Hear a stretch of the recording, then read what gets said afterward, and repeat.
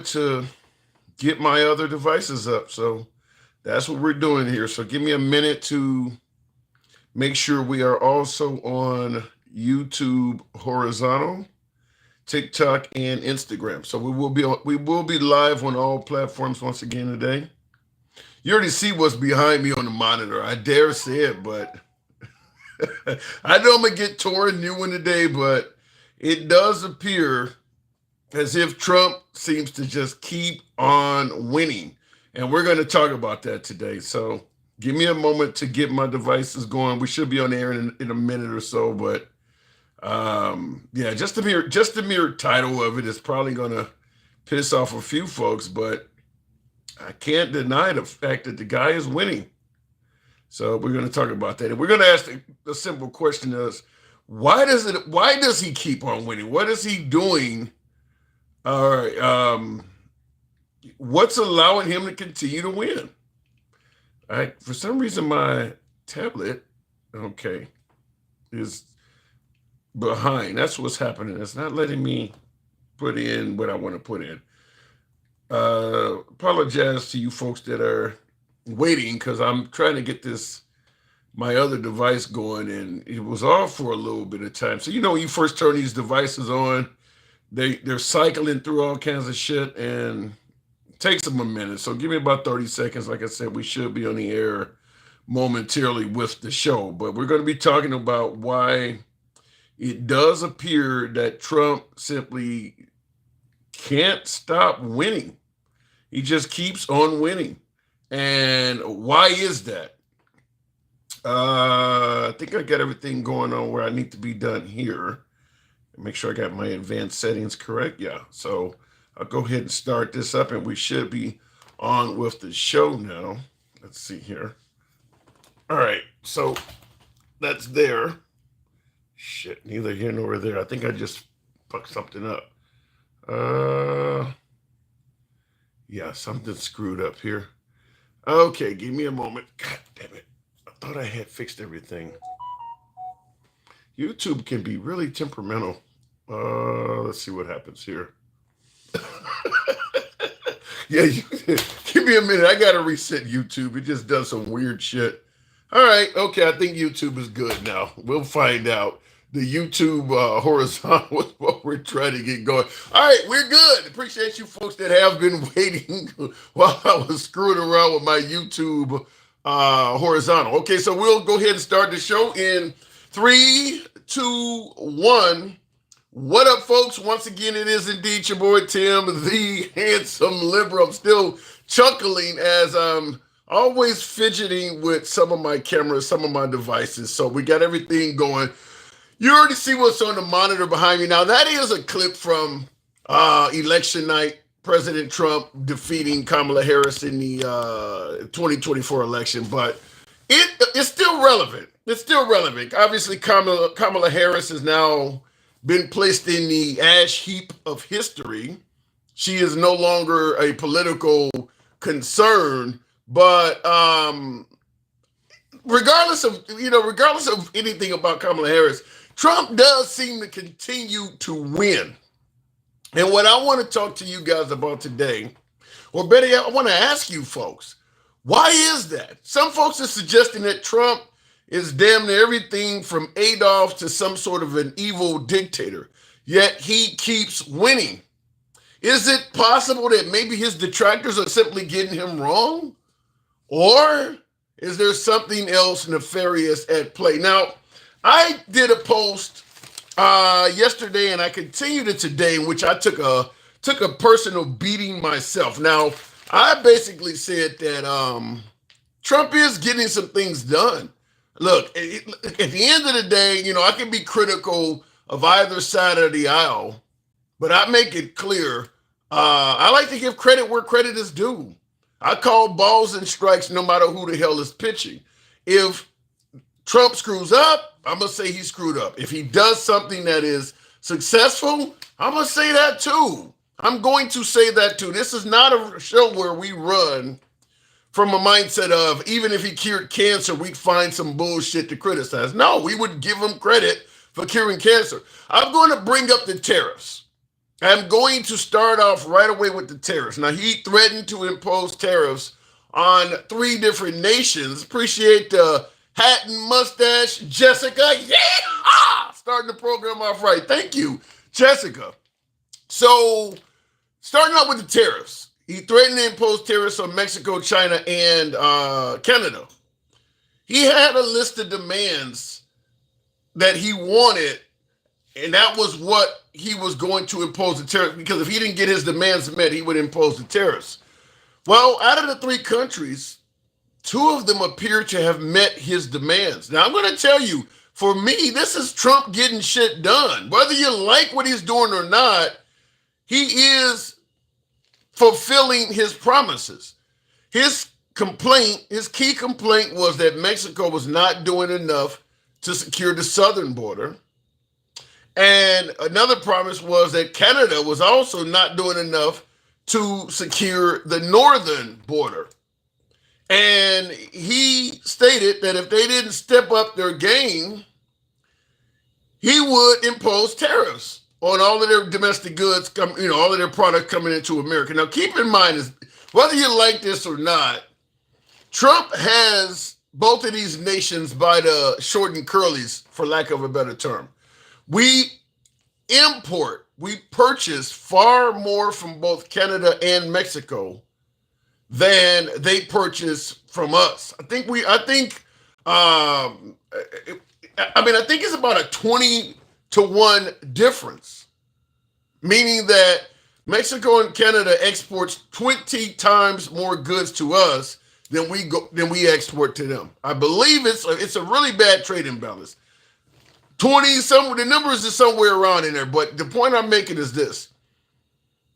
Trump has them by the balls. There's nothing they can really do. We can take the hit more than they can, which is, I think, what Trump was trying to prove. Listen, the price of goods and services in America would go up some, but it would be far more destructive to Canada and Mexico if they don't meet his demands. And it appears that both Canada and Mexico realized that, came to the table and met his demands before the tariffs even went into place. Is that not getting shit done? Whether you like Trump or not, is he not getting shit done? Is it wrong to give him credit for that? I got hammered when I did that. I'd be curious to know why. I mean, he said he was going to do something, and he did it. What's wrong with that? So I would certainly want to hear from you folks on that take. But my guess is, and this is why I'm talking about Trump continuing to win, my guess is a lot of the things that he's promising, certainly in terms of international affairs, he's probably going to successfully get them. Because when you combine the wealth of America, the military might of America, the leadership position of America, most of the other countries can only grovel. But in terms of sheer resistance, they only have a limited amount of options, such as he now wants the NATO member states to increase their military spending to 5%. I think it was 2 last time he was in office. Remember, he was threatening for America to get out of NATO. If they didn't meet his demands, America was going to exit NATO. He successfully got them to meet his demands last time. This time he's moved the bar a little bit up to 5%, and it's very unlikely he's going to fail. He's probably going to succeed again. I'm telling you. That's what I want to hear from you folks. Is it wrong to give him credit for succeeding at what he's promising? Now, the obvious pushback is that most NATO member nations are not playing the world's police. They don't need to spend 5% of their GDP on the military. We do, because we are perpetually at war, often that we have started. We in America like military conflicts because we make a whole lot of money on it. Everybody from Lockheed, General Dynamics, we love military conflicts because we make money on them. Well, these other countries don't. So they don't need a military that's constantly growing like the United States. They just want to exist. They don't want to be constantly at war. We do. So Trump saying that they need to increase their military budget. They don't. If you're not playing the role of the world's police, You don't need multiple aircraft carriers. You don't need a big, robust, strong Navy or any of that stuff. All of that stuff's just going to be laying around requiring expensive maintenance. In America, because we're always at war, the stuff is always being used. So I don't think Trump's going to give a damn about that excuse. But fact is, most of the NATO member nations do not need to increase their military spending like that.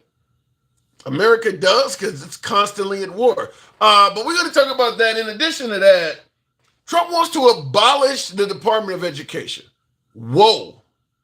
Do you think that's a good thing? Now, he wants to leave it up to the states to provide education for its citizens. I certainly want to talk about that from a standpoint of us being 50 different states, different opinions. We view things differently, different cultures, which means that if your child was educated in California versus a child that was educated in Louisiana, their education is going to be woefully different if the states get to decide in regards to educating their children. If there is no federal standard for what a child should know, you can assume that the education you obtain in America is going to be greatly varied from this point on. Trump wants to get rid of the Department of Education and leave that up to the states. So I certainly want to hear from your take on that as well. I'd be curious to know if you agree with that, and certainly why. Why would you want to get rid of the Department of Education? So we'll talk about that. Last but not least, we normally have a couple topics, but today we have three. Trump has a bullseye on the back of the FBI. I don't think there's any denying that. Any federal agency, you're on the table with President Trump. I mean, it's essentially like nobody's job. If you have a federal government job, your job is not safe. He's currently targeting all of the agents that worked on the January 6 cases. So if you are a January 6 protester, you got arrested, you got interviewed, anything. Whoever the federal agents are that came to your house and interviewed you, if you have paperwork from that, you probably can turn it in and possibly get that federal agent fired. He wants all of the names for everybody that handled the January 6th investigation. The feds have been suing to prevent that. What is he trying to do? I'd like to hear from you folks. Is that a good thing? Do you see any possibility? Because we heard this about President Biden constantly, that he had a weaponized Department of Justice. Do you see any weaponization in this mindset? So those are our topics tonight. As always, feel free to tap the screen. You know how the program is ran. We do not block, ban, or censor anyone. We go left of Bernie Sanders to him having dinner with Q. As I always say, we are MAGA friendly, been MAGA friendly from day one, always will be. It's all about free speech. So looking in the comments right off the bat, he's targeting anyone with a colorful background or organization, crime member or leader, etc. Okay, let me try that one again, Stephen. I don't quite get that. You said he's targeting anyone with a colorful background in the federal government? Okay, so you'd have to define, if you have a federal government job, what is the definition of a colorful background?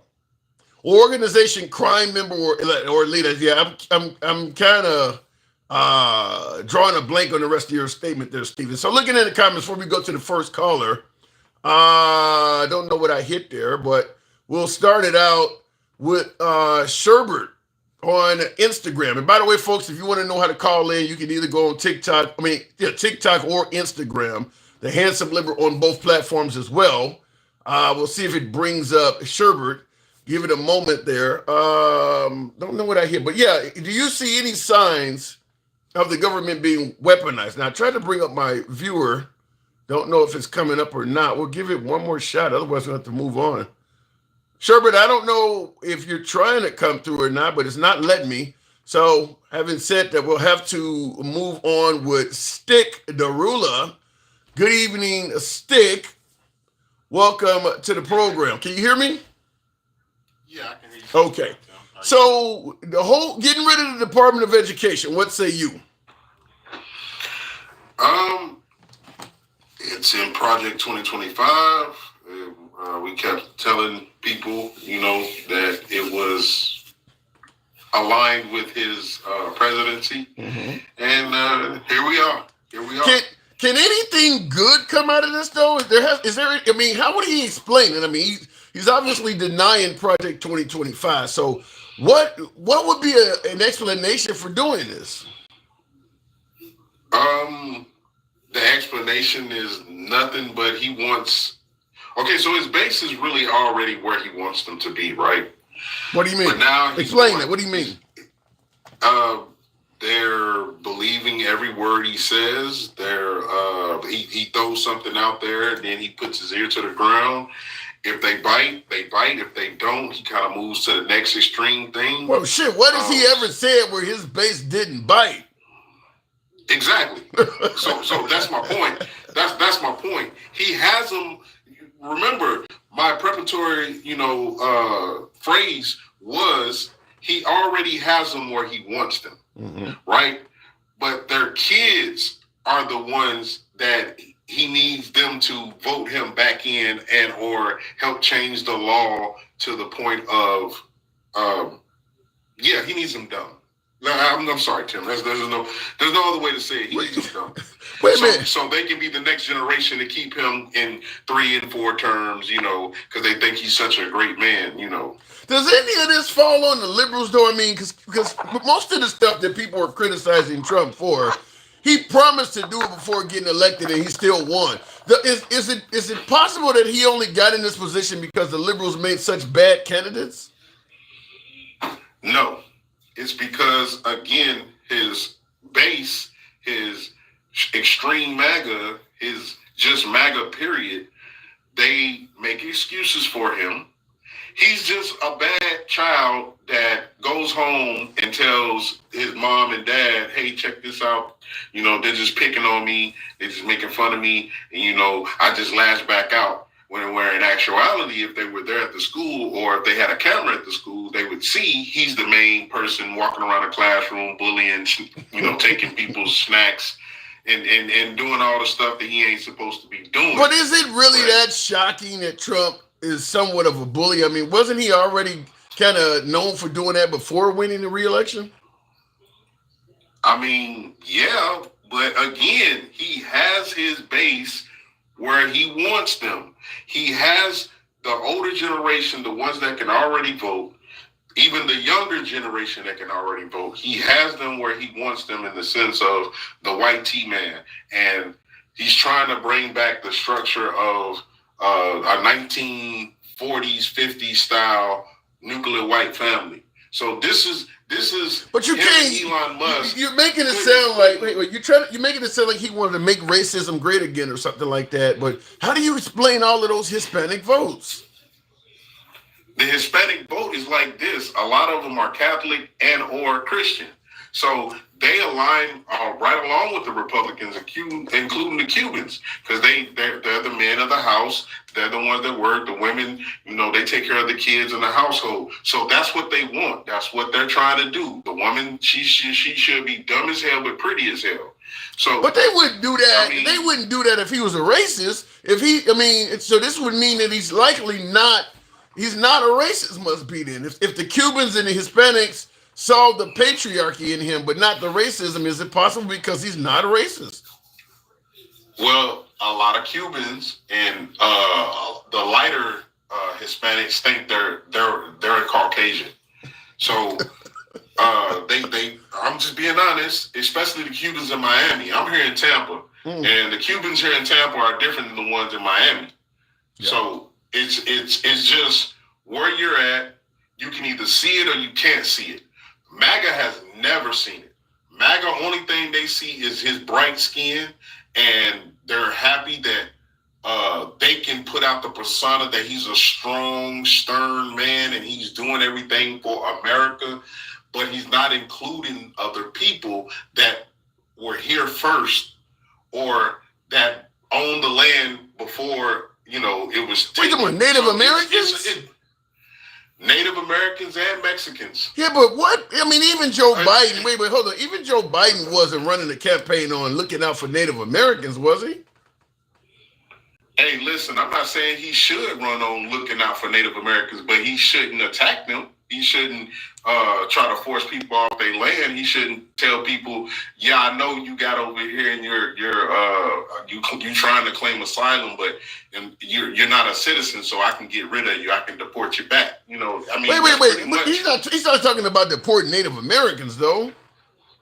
Man, listen, the sky's the limit with Trump. You know what I mean? Let's just be honest with it. He's got a three-way special with having the courts, having the Senate, having the House. He's got a three-way, damn near a full house.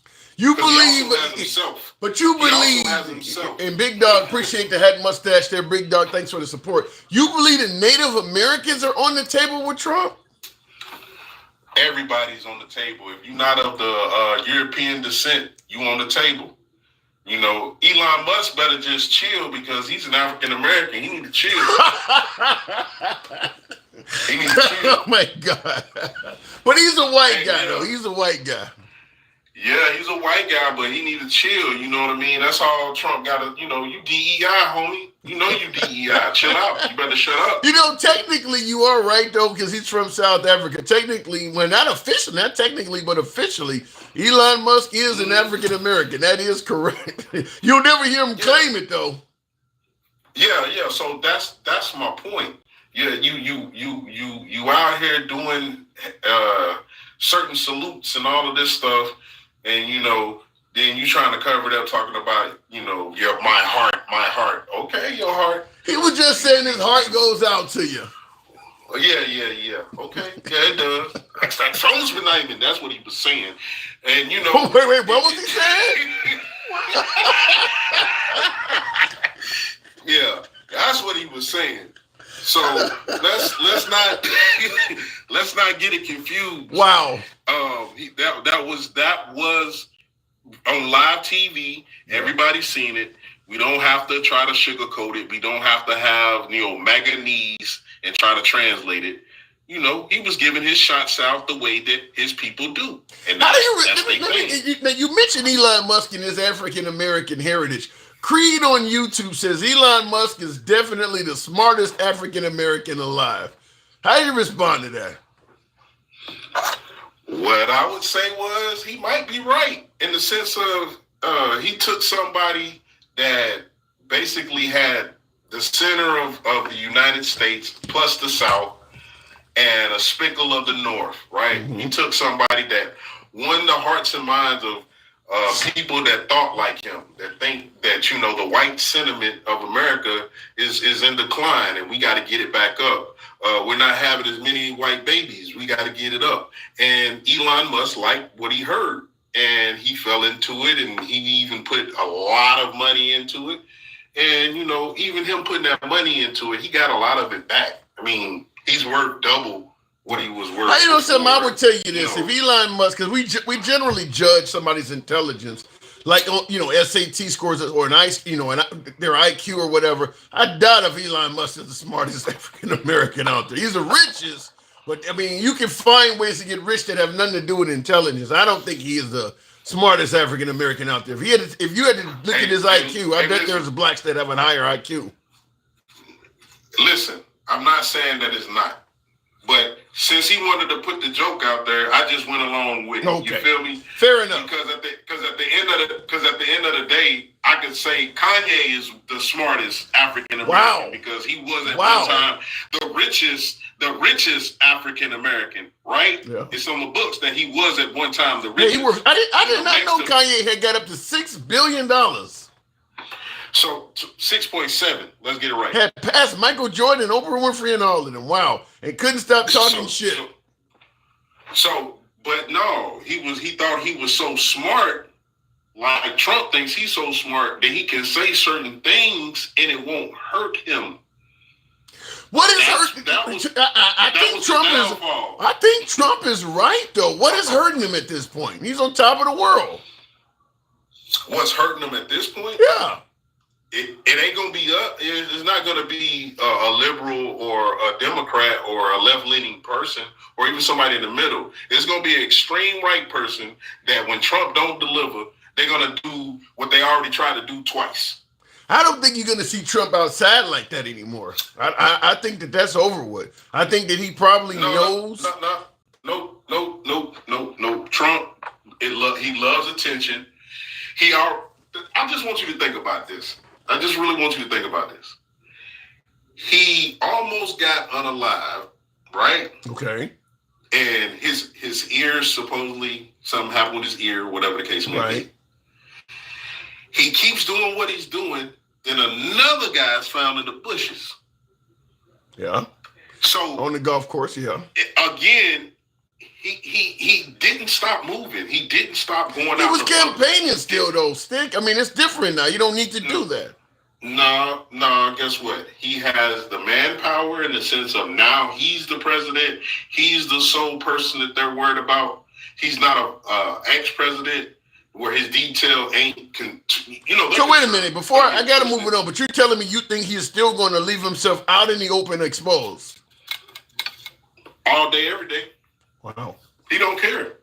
He don't care. Again, you just said it. You feel like he's Mr. Untouchable. So he feels like he's Mr. Untouchable. So at this point in time, if somebody, now I want you to think about this also. If Trump was the president during those 2 times that those things happened, remember the first guy, immediately he was gone. He's the president now. Okay. So if anybody goes at him, they gotta understand that you're not making it out, but they don't care because it's his base. I don't know, Stick. I gotta move it on. I'll tackle that on the other side. I don't know. I hope not. I hope nobody tries to hurt the president, but we'll talk about it. I appreciate you coming on, man. It's just like President Kennedy. You don't do what we tell you to do, boy. We got something for you. Oh my God. I hope you're wrong. Scale of 1 to 10, folks. Scale of 1 to 10. 10 being my last caller is right. How likely over the next 4 years do you believe it is that somebody will try to pierce Trump's ear again? Scale of 1 to 10. Let me know in the comments. I'd be curious to see that. That's strong stuff. Looking in the comments, everybody's seeing Tampon Tim and Kamala Harris doing the same things. I will link you to the videos. Doing what same? The same thing is in what way? Liberty or death? Clarify that. Scale of 1 to 10, though. How likely do you think it will be that somebody would try to do that again? I really hope not. I'm just going to say that I really hope not. There's other, look, the political way. I mean, you don't have to worry about voting them out again. Now, if all of a sudden, because a lot of people fear that he will somehow, some way try to circumvent the system and get a third term or something like that. Now, that could lead to some problems. But if he does this 4 years and rides off into the sunset, why would somebody do that? Let me go back to the box, continuing on. He's still campaigning since fur back. You think so at this point? Going back to the box, Brian, does that say packet first? That's what that says there. One of my subscribers. Good evening, Brian. Welcome to the program. What's up, man? Not much at all. You know it already. You got an echo. I've been on here and talked to you 2 or 3 times. Okay, are you on Bluetooth? No, you can hear me. You got a bad echo though. I'm talking to myself. Oh shit! Is it bad? It's not. It's not good. It's gonna make it impossible to talk because I'm hearing more of me coming back at me. I don't think it's me. Okay, I'm gonna drop you request again and let's see if it gets better. Okay. All right, we'll give him a second. I don't know what that was going on there, and also there was a crackling sound in it. Real quick in the comments, NAACP gave him the highest award they have. Would Ali have been his friend being, what does that say? This is coming from Patrick. You says NAACP. I guess you're talking about Trump. The NAACP gave him the highest award they have. Would Muhammad Ali have been his friend being racist? Floyd Mayweather and Mike Tyson love him. Hey, we are all African Americans. The human species started here. Patrick, I hear that question all the time. You know, Trump was not called a racist until he became president. Why is that when so many black folks were hanging around him? I played plenty of clips. We've talked about that. And it's a good question. It's a good point to make. My humble opinion is President Trump, the politician, is talking and saying a whole lot of things that President Trump, the business mogul, never said. I've played the clips of Trump talking about blacks murder white people wholesale, the retweets. I've played the retweet of Trump sending out folks yelling white power out. He wasn't, you think he was doing that when he was hanging around Oprah and Jesse Jackson? He wasn't doing that stuff. So it's a great question to ask, why all of a sudden did he become a racist once he became president? And my answer is always the same. He's a different person. Now, keep in mind, when he was hanging around Oprah, he was on TV saying he was a Democrat. He was on television saying that the economy does better under Democrats. He's a change. The latter part of Trump, in terms of his lifespan, he's saying a lot different stuff than he used to say. And that's going to affect the folks that are hanging around him. My guess is, if he was still hanging around Al Sharpton and Jesse Jackson once he was campaigning for president, he wouldn't have gotten the same voters. He's a different guy now. So you can't bring up the old Trump and try to apply it to the current Trump. He's doing different stuff. But it's a good question. Looking in the comments, and by the way, folks, tap the screen, get the likes. About travel my last caller again, see if it comes through. Brian Pocket Force, good evening. Welcome to the show, Brian. Are you there? Is that better? Oh, much better, much better. Okay. I had my phone on a charging pad. That could have had something to do with it. Yeah, it's 100%. I'm sorry. better. So what brought you on? What question do you have for me? Well, we're talking about the fact that he keeps on winning. First of all, now the tariff. Were you a fan of the threats of tariffs on Canada, Mexico, and China? No, not necessarily, but I mean, I think that here's what happens. So, I don't know if you remember me, because I've been up here with you about 20 times, but I used to tell you, give a man a shovel and let him dig his grave. Damn. And I used to tell you that a lot. Are you suggesting that? Are you suggesting that that's what Trump is doing? No, I'm suggesting that's what you do in your life. Explain. Let me hear it. Explain. Do you remember me now? I used to say that. Kinda. I'm like, yeah. So no, what I think is happening right now is that a lot of people have are playing the regret game. I don't think that they're going to admit that they're wrong, and they're going to double down. What do they regret? Oh no, they're watching it. They're watching everything from grocery prices to our allies and our support. Things from removing from the global agreements that we've had all over the country. Removing from ourselves from those things are terrible ideas. World Health Organization. I mean, what are we doing? I mean, how are we supposed to find out what's going on? Here's the thing, and I want everybody to remember this, and I want them to know this, and just hear me out.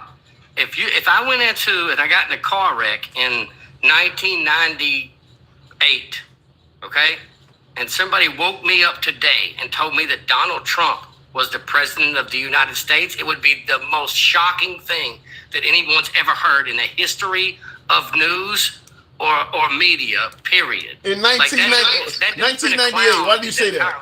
Why do you say that? No, I mean, listen,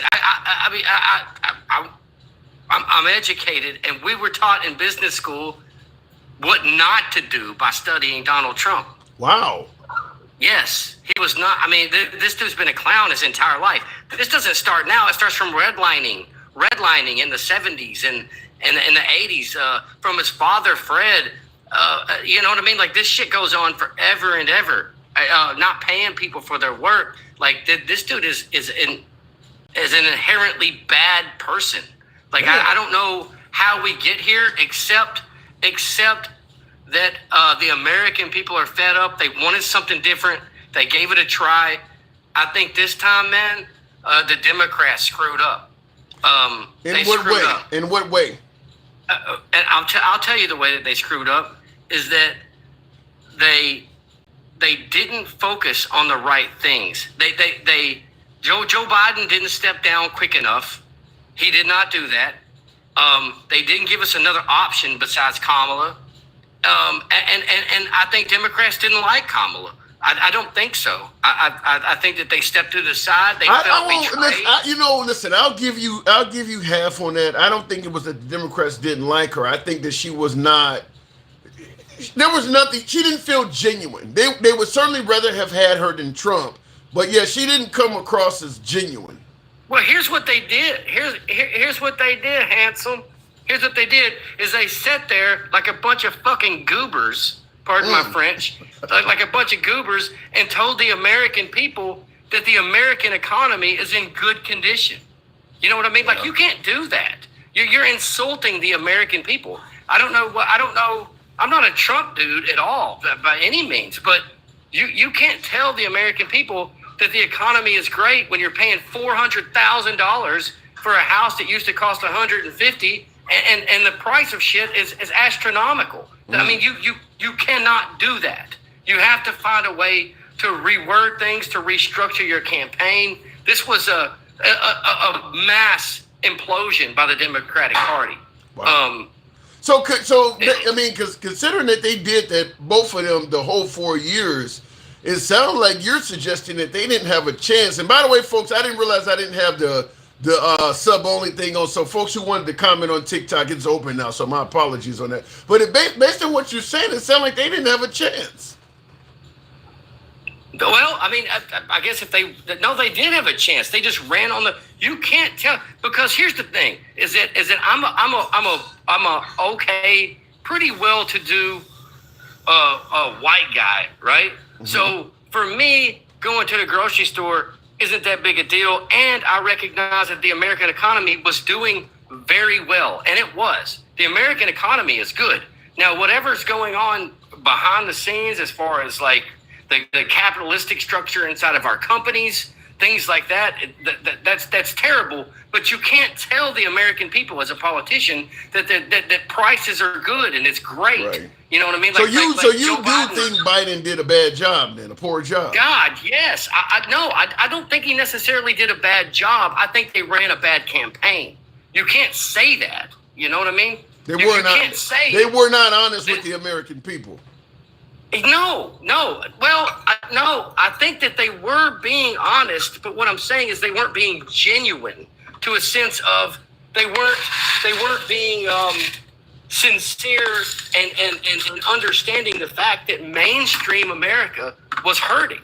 So they and by the way, they said the same thing about the border too. Made it sound like the border was under control. But let me ask you this, then, based on what you're saying, that Biden and Kamala Harris were not being genuine at the very least, is it not a good thing that they lost? It sounds like they didn't deserve a second term. No. That's not what I said. Why would you want somebody that's not being genuine to the American people to be reelected? It's politics, man.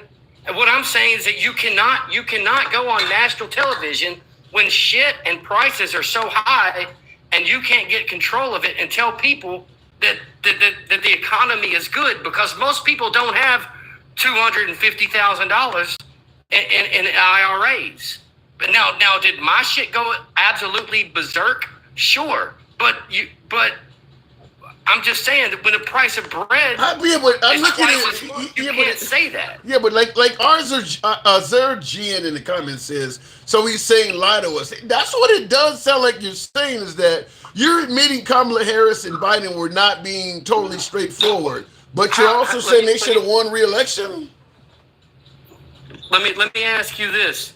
Would you rather have this or somebody that lied to you and won? Well, you're making it sound like they were lying too. No. What I'm saying is there's a big difference in Main Street and Wall Street. And Main Street is a completely different thing. I don't know. Like I mentioned, I also mentioned the border. Kamala Harris and Biden also for years lied about the condition of the border too. I don't think they were being honest. What do you mean? Telling us that there was no major. You got to echo.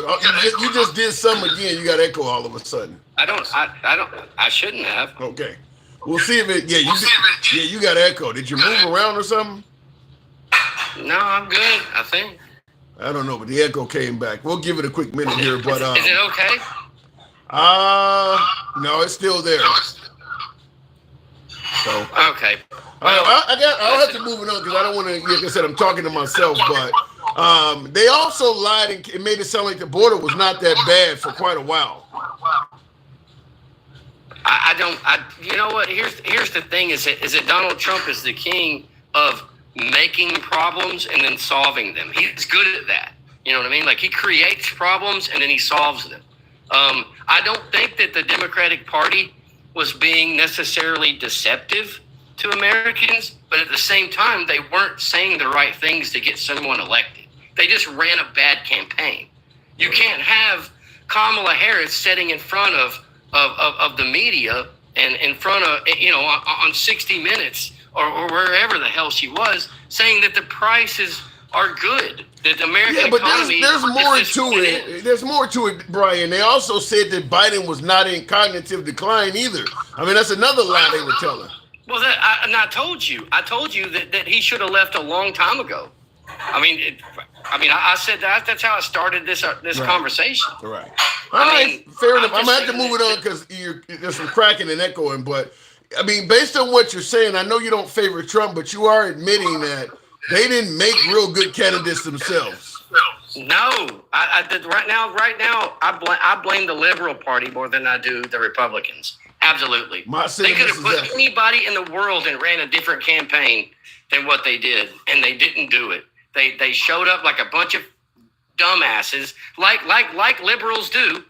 Honestly, they can't win to save their lives. You know what I mean? I'm sorry, but it's true. And they look like a bunch of dumbasses, and they shouldn't have, because now we're dealing with this. All right, Brian, appreciate you coming through, man. Thank you. All right, buddy. All right, moving on. And he had a little bit of a crackle, so I ended it a little bit short. But thank you, Brian. Certainly welcome back anytime. We are talking about the Trump tariffs being successful. I got heavily criticized because I made a few TikTok and YouTube shorts saying that Trump is getting shit done, whether you like him or hate him. The stuff he is promising is coming to fruition. So is it wrong not to point that out? If you don't like a presidential candidate, does that mean you can't say anything positive about what he's promising? Because in my opinion, it does seem like Trump is succeeding. But before we continue on, Trump I saw this earlier. This is almost worthy of a whole live in itself. Z says Trump just announced that the United States owns Gaza now, will redevelop the land. Now, I didn't hear him say that we own Gaza, but I definitely heard him suggest that the Palestinians need to leave and not return back to Gaza. He stated that Egypt and Jordan should take Palestinian citizens in their countries, that Gaza's rubble, and why would they want to come back anyway? And during the interview, a reporter shouted out, because he said, why would they even want to come back to this area? It's all rubble. One of the reporters yelled out, it's their homeland. And Jordan and Egypt have said they're not going to take them. Trump's response was, they will. Trump's response is they're going to take so it's pretty clear that Egypt plans on, not Egypt, Israel. Israel plans on taking Gaza from the Palestinians.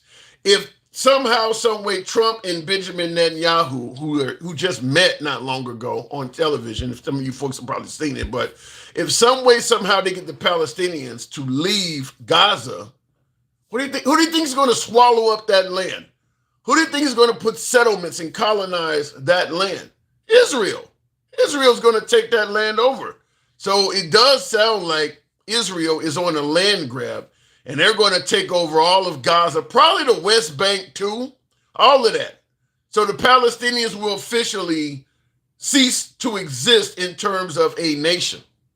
They'll just become Palestinians living in Jordan or living in Egypt, and then as the years go on, they'll just become Jordanians and they'll become Egyptians. But he would essentially be getting rid of Palestinians as a person, as a culture, as a people, just getting rid of them. I mean, that's what it sounds like he is doing. He's saying this. This isn't Benjamin Netanyahu. Now, Benjamin Netanyahu may be telling Trump this stuff behind the scenes, but Trump is the one saying this. Wow. Wow, that's bad. If you ever want to, if you're ever concerned why we are often the victim of Middle Eastern terror attacks, I'll submit that as Exhibit A. Taking their land. You don't think that later on down the line, this is going to radicalize a few folks? Like literally just taking their entire homeland. Over the generations, Gaza has gotten smaller and smaller and smaller as Egypt has continued settling on it, to the point now where they're just going to completely get rid of the Palestinian people's land altogether. Wow. That was not what people had in mind when they said free the Palestinians. Continuing on, Will G. Trump ain't shit as always. He always says that. I beg to differ. The economy was well off since 2020 and the pandemic. Biden brought inflation down from 9% to 2.7%. If you think the economy is bad now, wait for Trump's foolishness. Kind of reminds me of the old R&B song, If You Think You're Lonely Now, Wait Until Tonight. In regards to your statement, Will, this is what my last caller was saying, is that you cannot tell folks the economy is doing well when they cannot afford a car, a home, or in some cases, even eggs. So I understand what you're saying, and all of the political analysts, even the Neil Cavutos and Charles Paynes of Fox News was echoing what you're saying, Will. But for the individual citizen, their grocery bill, what they're seeing at the dealership when they're purchasing a home, their perception is reality. So you can tell them whatever you want to tell them. If in their own little world shit is unaffordable, what you're telling them might as well be nothing. People are not falling for it for that simple reason. That's what my last caller said. Anyhow, continuing on with the program. Thank you for the super chat, Will G. Biden growth 5.2 trillion. Ripper Trump growth 2.9. Well, Trump's only been in power for two. Well, you talking about the first term? Okay, going back to the box. The problem is Strawberry Milk says get some chickens. Give it time. We may all have to do that. All right, going back to the box, because everybody have to start creating their, harvesting their own eggs. So she was on hold there. Janae, good evening, Janae. Welcome to the program. You know me. How are you? I'm doing good. I'm doing real good. Good to have you on. So, okay. Yeah, I can tell you a couple things. Sure. You know me. I'm a talker. I can tell you why you guys lost. And maybe your people in the comments will listen this time. You guys talk too much about Trump and the past and what he did in January 6th instead of focusing on what you guys could have done for the American people, meaning Democrats for that matter. Trust me, America was tired. We actually, it's funny how people think Trump isn't a good businessman, yet, I don't know, the guy is a billionaire, so obviously he's doing something right. But the one thing I do want to say, which is crazy, and it cracks me up when I hear you guys say, and people in the comments when they say, well, he didn't do well. Well, it's a little weird because we got many Democrats to jump, and they all got froggy and jumped onto the right side. So let's be honest. I'm not going to argue with that. That certainly did happen. That certainly did happen. It did. And the thing that I can say, and I'll say this because, it is true. I mean, you guys focused, I hate to say it, even you, and I adore you, handsome liberal, but you guys focused on the stupidest things. Well, let me push back a little bit. Okay, go ahead. Hear me out because you guys did. When people would come into our lives, the first thing they'd focus on is, okay, January 6th. Oh, he's a rapist. Oh, he has this, he's going through this. He's going through. It's like, dude, let's sit down and talk about what Biden's doing because he was in office. I fought more for Trump in those 4 years rather than debating against what we should help Biden and his administration out to do. Okay. Here's my issue with focusing too much on January 6th. Why does it seem like the liberals focus, there's a complaint always about the liberals focusing too much on January 6th, and we need to move on and talk about more important things. Yet at every Trump rally, he was constantly focusing on January 6th, and his supporters were not telling him to move on. How does that work? I don't remember him ever focusing on January 6th. I think the only time he ever did is because it's been brought up to him 8 million times. Oh, yeah, come on. He's making an anthem with them. And before let me finish. Okay. He's making an anthem with the January 6th hostages, he's calling them at every rally. And before you come out, he comes out to speak. Not every rally. Huh? Not every rally. Okay, Liberal, don't do that. before Don't you do come that. out, Maybe before towards the yeah, end. you know, I've been to Trump rallies myself. I've been to a couple of them. I've been to 3 of them. Okay, and I've been to not 2. once did I hear him talking about January 6th. He talked about what he was going to be doing in the future and what we're going to. Now, one rally. Now, the times you went, you didn't hear him say nothing about the 2020 election, nothing about January 6th at all. No. Mm-mm.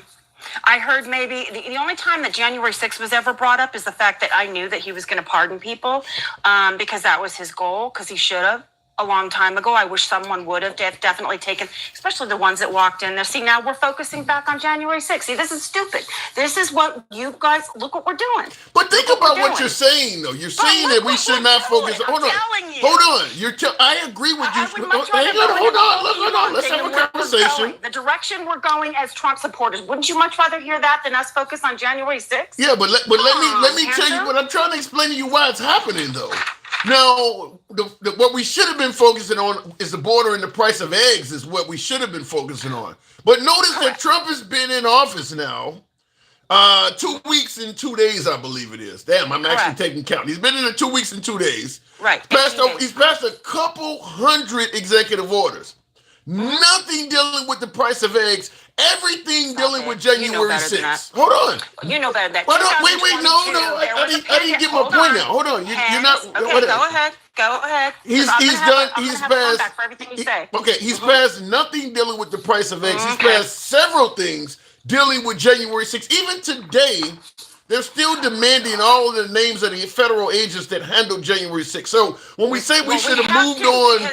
Well, no, hold on. We have to at this point in time, because I don't know if you heard in the hearing where Kash Patel was being confirmed, Ted Cruz, you can go re-listen to this, because I can talk to you all day, because Ted Cruz was actually the one that talked to him about this and asked Patel exactly how things were supposed to happen, how it was actually supposed to run down. Kash Patel made it very clear. Mayor Bowser, they got a letter from her, and you guys can go watch this. Please don't ever factually think I'm correct. Go fact check everything I say, because I promise you, I do my research and my due diligence. You lost me when you said you don't talk about that. A lot of people didn't want to blame Pelosi. Guess what? It's all coming out now, handsome. So yeah, they are going to focus on that part due to the fact that they have to investigate that shit. Remember, for 4 years, what was that? No one's above the law. Well, guess what? Neither are Democrats, sweetheart. And going back to the whole chicken thing, I think we both know we're going to be in the fiscal year of Biden for the next 8 months. We're under Biden's administration. Fiscally, we're still under his administration. In a sense, when it comes to the president. You gonna say that now? When Trump got in there, you guys said that to us about Obama. No, you're not letting me. Sit there and listen to okay, wait a minute. You're covering too much. Hold on, I don't mind you covering. You're covering so much. You're not letting me in. Okay. So hold on. Let me just. Go ahead. I'm writing notes. I'll slow down. I promise, but I'm trying to get in what I can, because fiscally we're still under Biden, okay, let's be honest. Biden's administration, we're going to be fiscally under there until September. We heard that throughout the whole time in 2017 when Trump was in office. So let's not be silly about that. The other thing that you just mentioned that I want to make sure I don't forget is in 2022, you can go look at the hens. What happened? There was a bird flu. It was called avian flu, and the birds caught it. Unfortunately, we lost 43 million hens. Okay, so instead of segregating those hens, what Biden's administration did is got rid of all those hens. Okay, normally you segregate, like if someone gets TB, they'll actually segregate. They'll put you in, I forget what that's called. They'll put you in a room and close you out. What's that called? But they didn't do that. So supply and demand, sweetheart. Obviously, the eggs that you guys are going to complain about, you're only doing this to get under our goat because we complained about grocery prices. And the only reason why I did is because I was out in the field talking to people. Okay. I was talking to normal people. Okay, you got to land the plane on somebody. You covered so much. I'm not going to be able to respond to all this because you covered so much.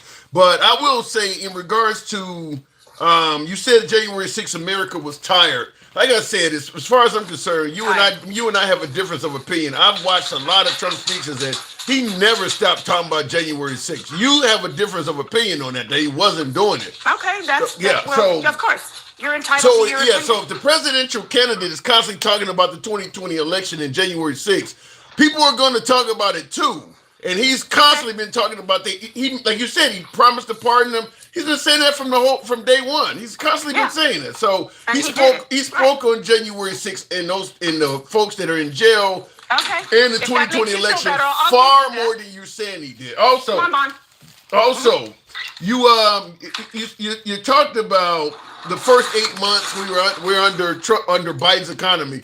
It's interesting now because when Trump was in office, the first 8 months, he was bragging about how great the economy was. He wasn't giving Obama credit for it. But now he wants to say it's under Biden. And maybe he wasn't. I don't know because I technically don't know how long. But I hear and I hear this from many people, not just people on the right, people on the left. It usually takes about, and I would personally think maybe 5 months to maybe at the most 8 months to actually level out. You think about this.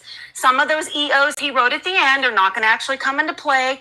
Well, if any of them do, because he's cognitively was not there. But if any of them did, like any other normal president that would have maybe done that, it does take a while for those to actually take play. Come on, we know that. I'm just simply saying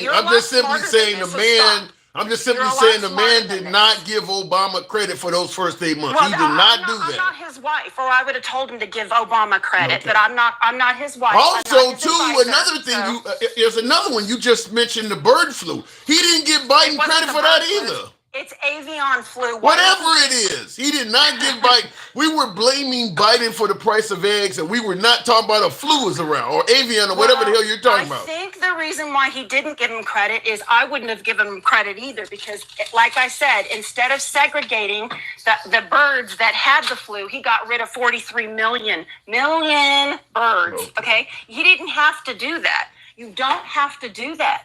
So why would I give you credit for getting rid of a ton of? So let me ask you this then. So if he had took your advice, would the price of eggs have went up? I don't know. Supply and demand. You tell me. You guys are the ones that threw that in our face for 4 years. Okay. Supply and demand. Gas. Supply and demand. I mean, come on.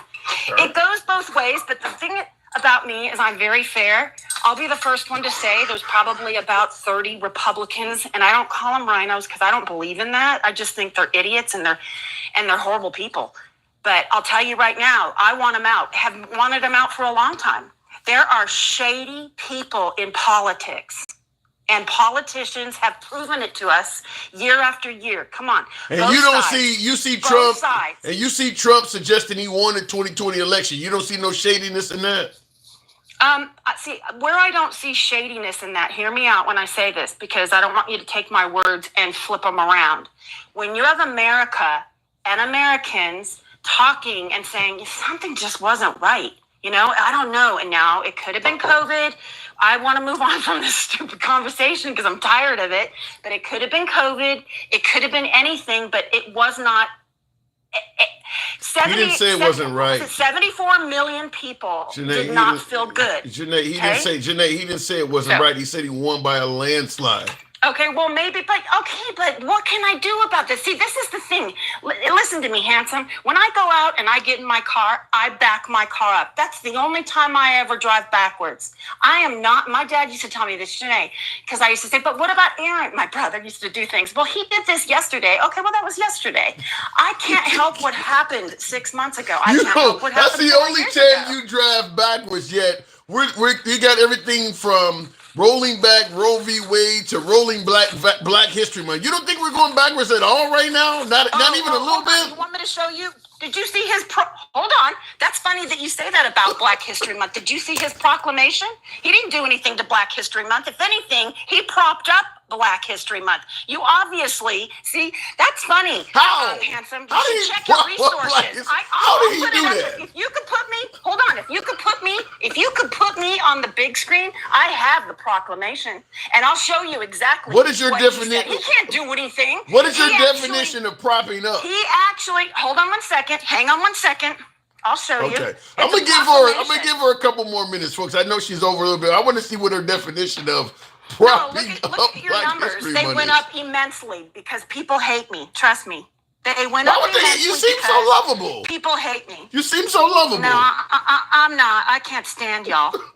Hang on 1 second.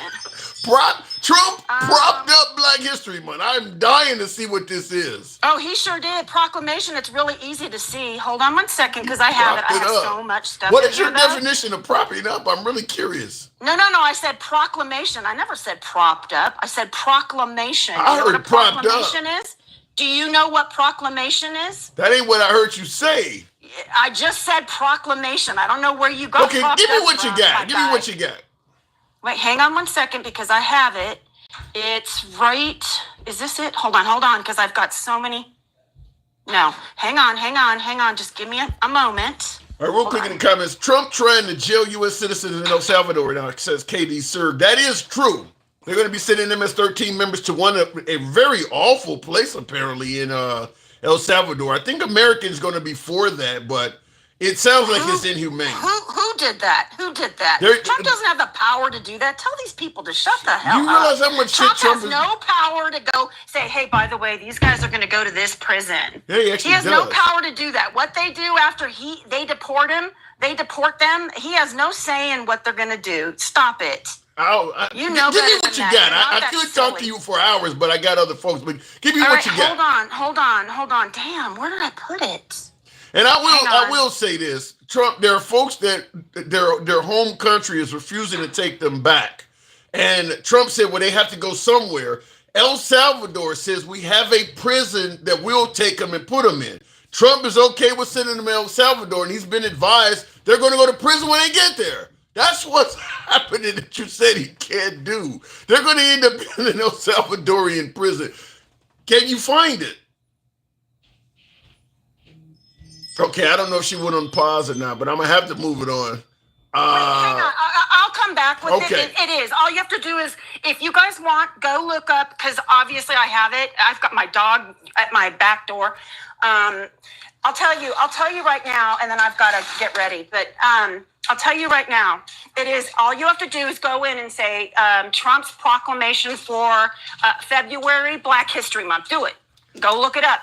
It's a beautiful proclamation of how he feels about Black History Month. You guys are fools for not doing your research before you come on live and then spewing, oh my God, he took away Black History Month. All right, I got to go. Your best Karen impression. I love it. You asked one more thing. Hurry up. I got people waiting, girl. I know, but I'm better than any of those girls. I gotta go. I appreciate it. I gotta move it on. Anyway, she's always welcome back, but she gotta go. I gotta go. Not her. She's welcome back anytime. Real quick, has anybody heard of Trump's proclamation for Black History Month? I'm frightened to know what that is. I see in the comments, my last caller did have some fans. Do better, be better. Almost sounds like something Melania Trump would say, but do better, be better, says Janae was cooking. So my last caller, Janae, there's a fan of that. I would like to know what his proclamation. I could talk to her for quite a while, but I got other folks I got to bring on. So I didn't want to drop her early, but there are plenty of folks.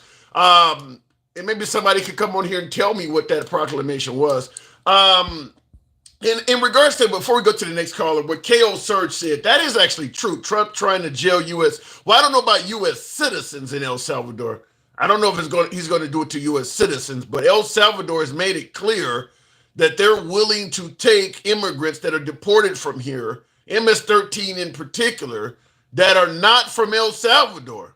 They're willing to accept them, and they've already made it clear they're going to throw them in a very harsh penal institution, a 23-in-1 facility where you're basically locked up, solitary confinement for 23 hours a day, and you get 1 hour. And Trump knows this. So the idea that he can't do it, I think the chips are already in place to fall. But I do believe most Americans, certainly when it comes to MS-13, if you could come up with any kind of excuse for why they're violent, I think most Americans would not give a damn about them. I don't think most Americans would care if they go to an inhumane facility and even lose their lives or something. I don't think most Americans would care. I think we just want to get them folks out of here. Whatever happens to them, I mean, because Guantanamo Bay is not going to be humane either. We've had Guantanamo Bay in use before. It was not. I mean, wasn't that where they were waterboarding folks and things like that? And George W. Bush was trying to say that that's not an act of what were they calling it? Torture. That it was not an act of torture. We've already used Guantanamo Bay before, and it wasn't good. So I don't think most Americans care if you enter this country illegally and you drown in the Rio Grande thanks to barbed wire and things. Nobody cares. You know, it is what it is. We're here to secure the border. If you die trying to negotiate our security, then you just die. Kind of like Draco looking down at Carl Weathers in Rocky IV. If he dies, he dies. Looking in the comments, though, I said it before, Tim. Trump is a toddler, huffing and puffing and taking credit as something real adults in the room already handled months ago. Some people are saying that that the tariffs that Trump is celebrating were handled months ago. Here's the problem, because I'm giving Trump credit for this. That's my personal stance on this. I'm giving Trump credit for the success of those tariffs. Some people are saying that Biden had already laid that out. I'm going to give Biden criticism because if he did, the lack of messaging, kind of what my last caller was alluding to. I didn't agree with her on a lot of things, but the lack of messaging from the Democratic Party has been just torturous. So if Trump is taking credit for something that Biden did, that a whole large portion of America did not know because Biden didn't tell the people, then it is what it is. The poor messaging of the Biden administration is notable. It is notable. Did you read the NOSHA bill? I mean, they want to abolish OSHA. Wow. No, as Steve Bannon once said, if you flood the zone, there's so much shit happening at once that they may strike down a few things, but eventually some stuff are going to get through.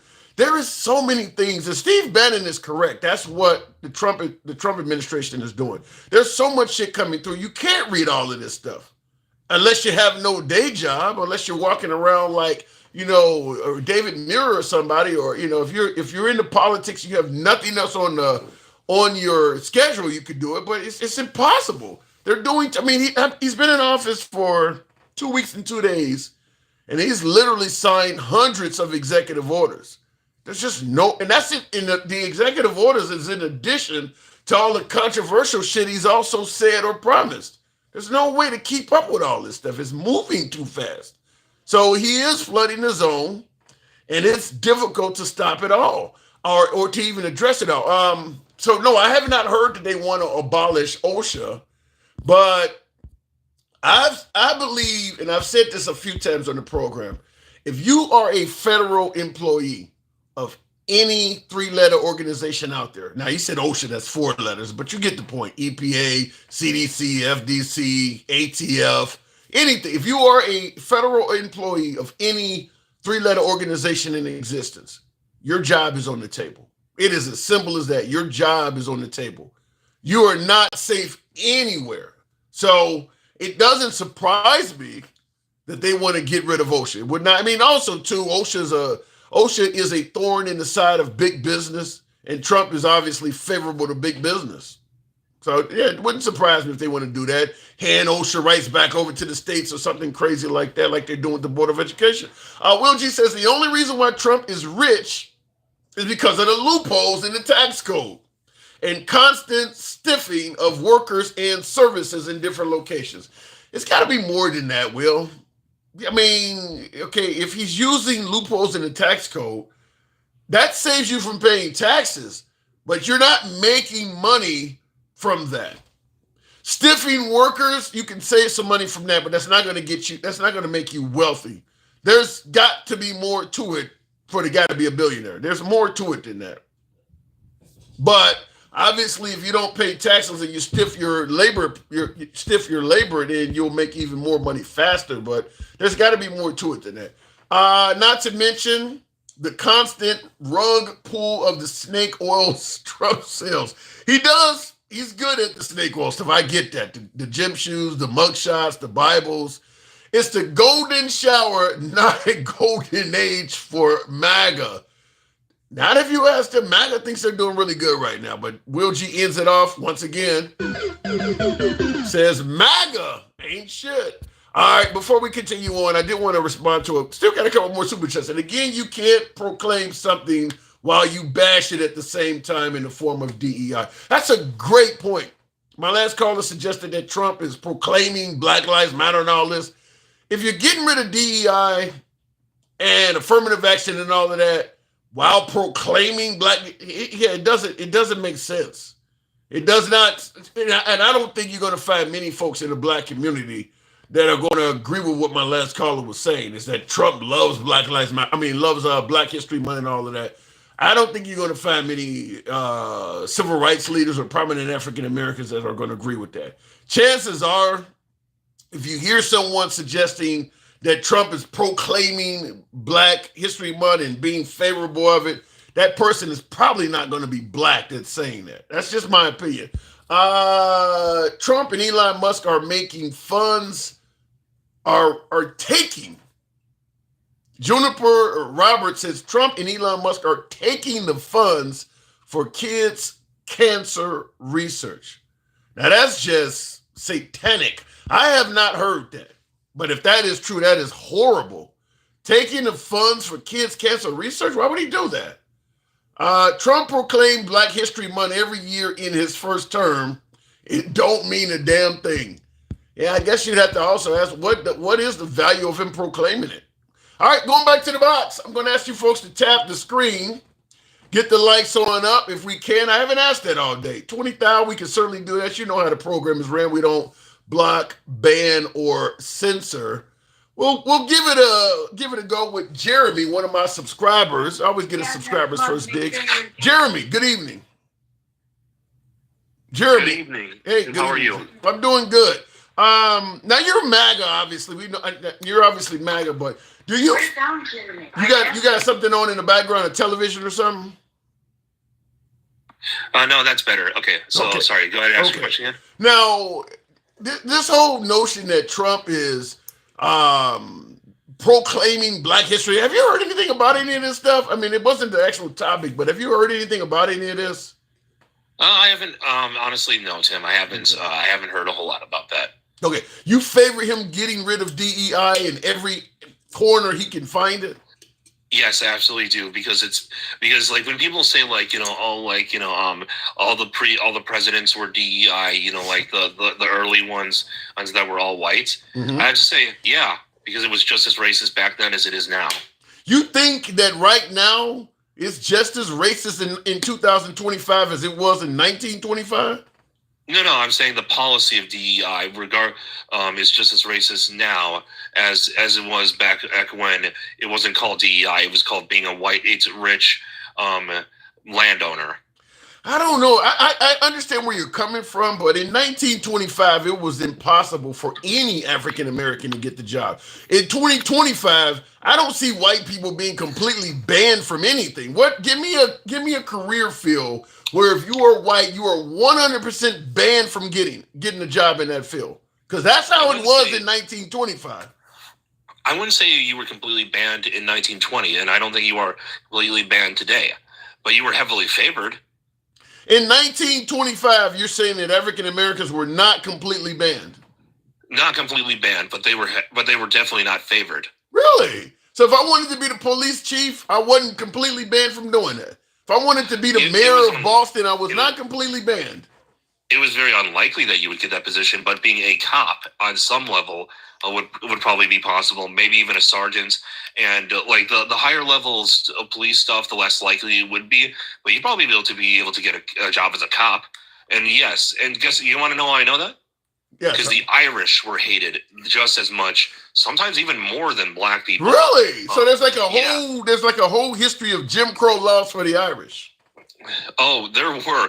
Trust me, like they used to call the Irish white N-words. I know. Every group has had a derogatory name, but in terms of things being ingrained in law, you're telling me the Irish had all of these Jim Crow laws just like African Americans? Oh, it was bad. They the only jobs they could possibly get were the ones that were likely to get you to get you killed. Like the ones like the factory jobs that nobody else wanted. The type of sewage cleanup. In fact, like a huge percentage of Baltimore and Boston were actually built by the Irish because the actual building in part So of they it had was to sit. extremely So they had to drink from separate water fountains and sit on the back of buses and all of that, huh? there are some records of that stuff happening. So I've never seen an Irish only water fountain. You got any clips of that? I've never seen that. Not on me, but if you look it up, dude, like you can see like Irish not welcome. I mean, I've never heard. I've seen the Irish not welcome signs in a few places, but when you talk about the sheer throughout the entire South that African Americans faced, I don't. I mean, you're telling me all over this country they were treating the Irish like that? All over the places that the Irish heavily settled in. There were kind of like the Germans. If you went down to places like Wisconsin and the Midwest, it wasn't like that as much because there was a lot. It was like that for blacks. You still couldn't go in certain neighborhoods and all that, even in Detroit and all of that, which is kind of why you hear the term 8 Mile. I mean, it was all over America for African Americans. You're talking about certain areas for Irish. I'm saying like for the Irish, except for the cities, the Irish mostly settled and the Germans mostly settled in like the countryside. But on the East Coast, they were in the big cities, and that's where you saw it a lot. But like the ones that settled on the countryside were mostly left alone because when you're in the country, most people tend to leave you alone. So do they have the same history of police misconduct and things like that towards them? Ooh, trust me, it is brutal. Like now, it didn't last nearly as long. How long did it last? I'd say at least 3 generations. 60 years. Yeah, 60 years, but that's because the Irish were very persistent in getting inside of the police force.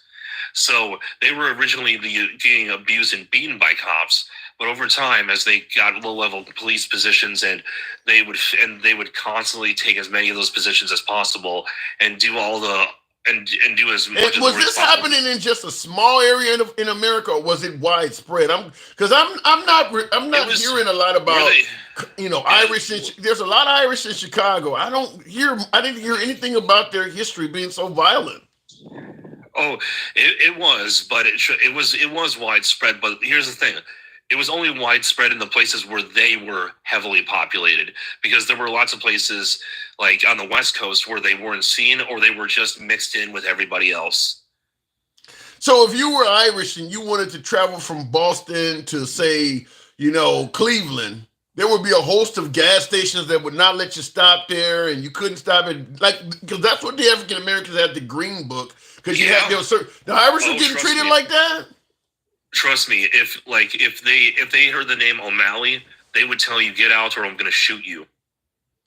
What is there any references where you get? I mean, I haven't seen any movies about. There's so much stuff on African Americans. Why isn't this being mentioned more in our society? Well, I think it's partially because of the same reason why there isn't a whole lot of documentation on how Asians were treated when they came over here, because a lot of these people so heavily pushed for integration into normal American society. But you're saying it happened for 60 years. I know. But here's the thing. They pushed so hard to integrate into society that they didn't really ask for a whole lot of recognition. Sorry, I can't speak. Well, let me ask you, if they're pushing for equality, then they would have to have some civil rights leaders and things like that throughout their community that were doing it, right? There were some, but they weren't. One of the big problems is that after they were given a lot of their rights, a lot of it came from integration. It came from so heavily going into massive industries is that they dominated. Like I said, the police force was a huge one for the Irish. But so was construction. Yeah, but when you're talking 60 years of, as you say, Jim Crow laws taught the Irish, there has to be a few well-known civil rights leaders. Can you come up with any Irish civil rights leader that was fighting for their equality at all? I don't know. Not off the top of my head, but the thing is, it's a very forgotten history. It's kind of how Appalachia is forgotten. How did their history just be forgotten like that? Why don't they talk about what happened to them? Well, mostly because our media doesn't want to talk about it. And our media doesn't want to talk about it because the Irish are so integrated into society now, and they have like so mixed in with us that they aren't really pushing for it. Why would our media now, historically, as bad as blacks have been treated in this country, our media talks about them. Our media covers the Confederates who were owning slaves. Why would they skip over the Irish? I mean, our media covers all of that stuff. Why would they skip over them? Because the Irish didn't make as much of a deal about media representation.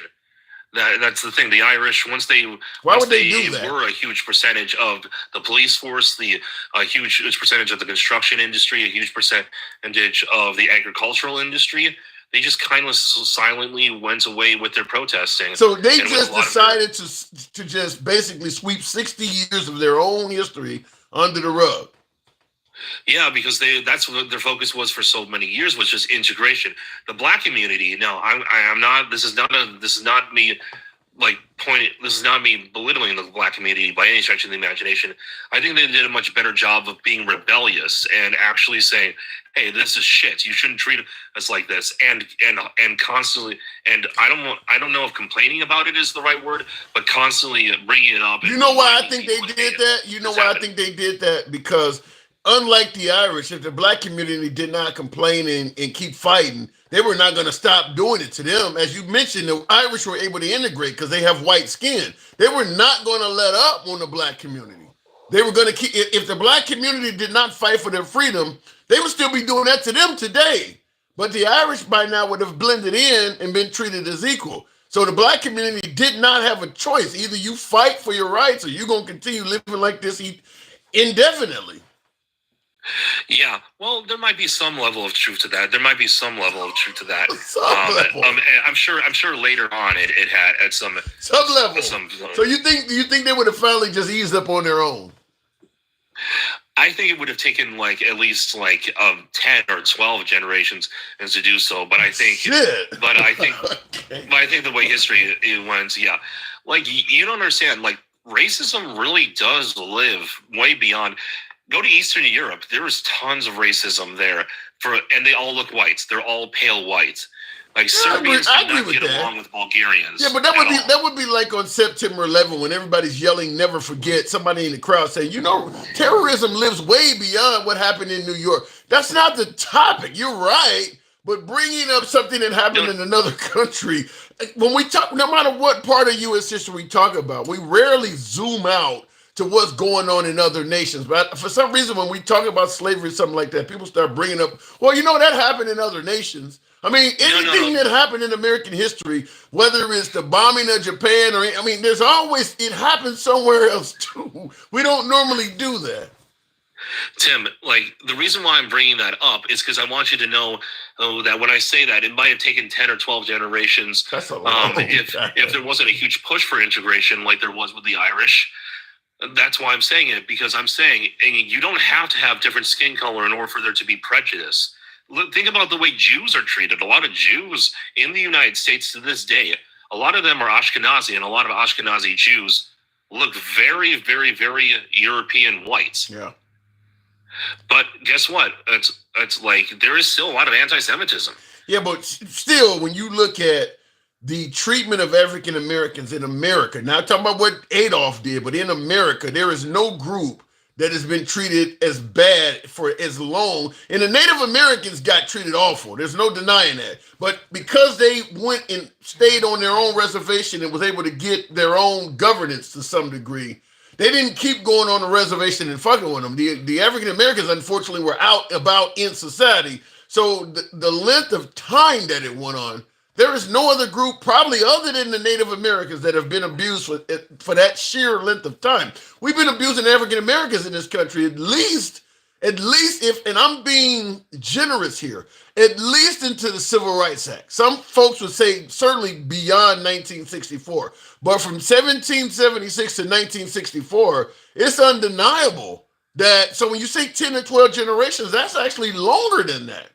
That's actually longer than 10 to 12 generations. I would agree with you. I would agree with you there. I don't think that's untrue. But like I said, there was such a push for integration with the Irish that they didn't have to they didn't have to endure it for as long as the Blacks were. And here's what we're going to do. Next time I'm on, I'll have a whole list of Irish civil rights leaders written down for you. And I would like to see that. And I'll tell you this too with the Irish. Once once the second or third generation of Irish are born and they no longer have the accent from Ireland, they really are just regular white people. They're not going to continue getting treated bad because the skin color looks the same. So now it's just a matter of, well, he has Irish ancestry. Like you said, they have to hear the name O'Malley or something like that. You can't just see it. When you're a person of color, you can't hide that. So right. So you're going to get way more harsh treatment to African Americans than the Irish ever, because once they drop that accent, they pretty much are okay. Right. Good example would be Gerard Butler, the actor. Yeah. When you hear him speaking on screen, he just sounds like a regular white dude. Same thing with Liam Neeson too. He's another one. When you hear him on screen, he's just a regular white dude. They're not going to discriminate or mistreat that guy. Yeah, they're not. Well, and nowadays they would find that their actual Irish and Scottish accents, they would find them endearing. Yeah, but they still don't find being color that way. I got to move it on though, Jeremy. Appreciate it. Before you go, Tim. Yeah. Before you go, Tim. Remember, we still have that bet that in 2 months the price of eggs will drop really, really far, and I owe you 4 galaxies if I'm wrong, but if I'm right, you're wearing that Trump hat, you're wearing that MAGA hat. I gotta go. Appreciate it, Jeremy. Always a pleasure. Thank you, Jeremy. And 4 galaxies would be nice. I don't get a galaxy on this program very often. It's probably been a month since I got a galaxy, so 4 of them would be nice to get in one day. I am German, Scottish, Irish, Dutch, and Welsh. Wow, that's whole. You pretty much got all of the UK in you. Wow, that's a lot. Says it may be a myth. Yeah, I will leave that alone. By the way, while I was talking to my last caller, I always have a news program going on behind. I can't show it for copyright purposes, but I got on the Cuomo show, and he often brings on Bill O'Reilly and Stephen A.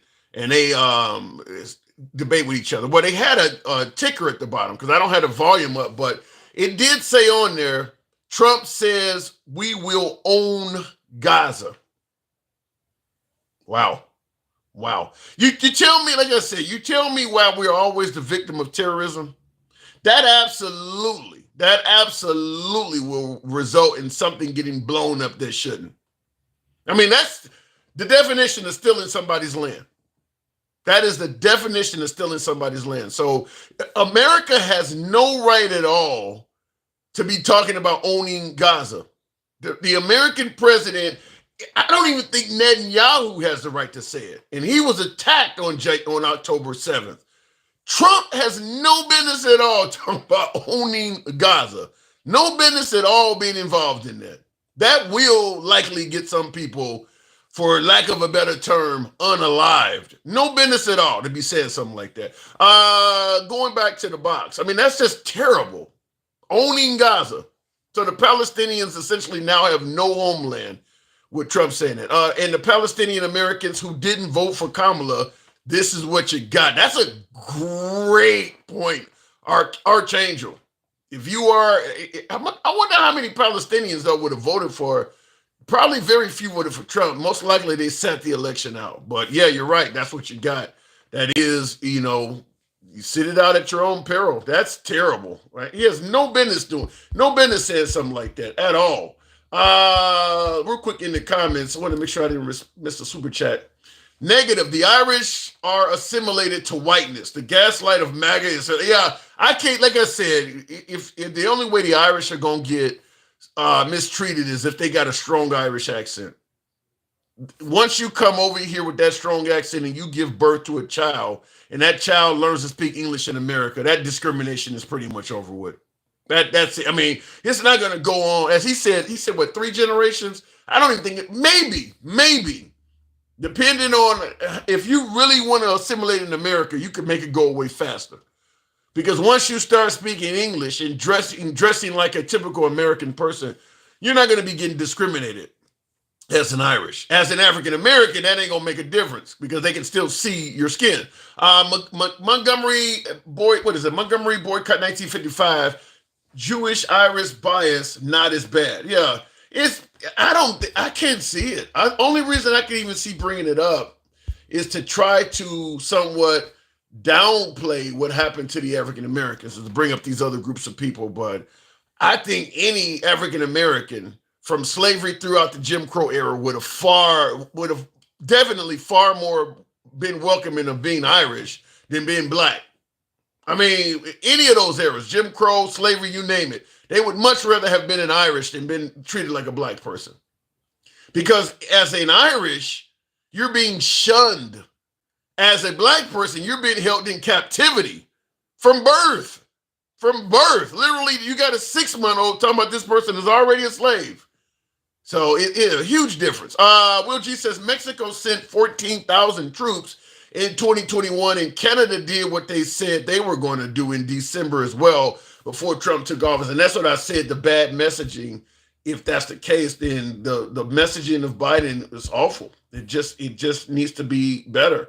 Real quick before we go to the next caller, I don't know make sure I didn't miss any super chats. Like I said, when you guys send super chats on YouTube, it changes the screen colors. So I'm certainly going to read that anytime that comes through. Real quick, they called Trump's bluff. Trump blinked. Well, it looks like he succeeded, in my opinion. It looks like Trump got done what he wanted to get done. Continuing on, though, we'll go to Furback. Good evening. Welcome to the program, Furback. You there? Yeah, I'm here. Hey, what's up? So, Trump's tariffs. Is that a reason to celebrate? Is that not a success? No. I would say that about Joe or anybody else that did it. How about promises made, promises kept? No, I wouldn't say that either. You don't think he wanted Mexico to secure its border? I'll take that back. So he's getting these immigrants out of here, or migrants or whatever. But yeah, other than that, he kept that promise. Okay, so he also got Canada to talk about, at least appointing. I don't know how far it's going to go, because apparently not much fentanyl comes in by way of Canada anyway. But they did say they're going to appoint somebody that's going to be over, protecting America from receiving fentanyl. So both of these countries, Trump has something to hold over their head and hold them accountable. I mean, is that not a win? I don't see it as leverage. I don't think he has any more leverage over them than they do over us. Really? You don't believe that we buy far more goods from Canada and Mexico than they buy from us? You don't think there's no leverage, not to mention the power of our military? You don't think there's no leverage at all? No, I mean, what would be the point? I mean, you see all these people trying to run the Brexit now. I mean, all this isolationism is going to fuck us. It's guaranteed to fuck us. I mean, well, I don't know. Give a damn how bad our military is. We can't beat the whole world. But we're not taking on the whole world. I think that my guess is if Trump really wants Greenland, we may end up getting that too. Okay. Panama Canal as well. Well, I would like to say that the history books kind of tells it that when they were colonizing, people didn't have internet and history books and shit like that. Mm-hmm. So you take Greenland, what does that set off? A little bit of anger. We could probably take it. Yeah, well, it's going to be more than anger. Like I said, this ain't 1919 or 1860. There's no more muskets and, sending ships to take 40 days to get to you.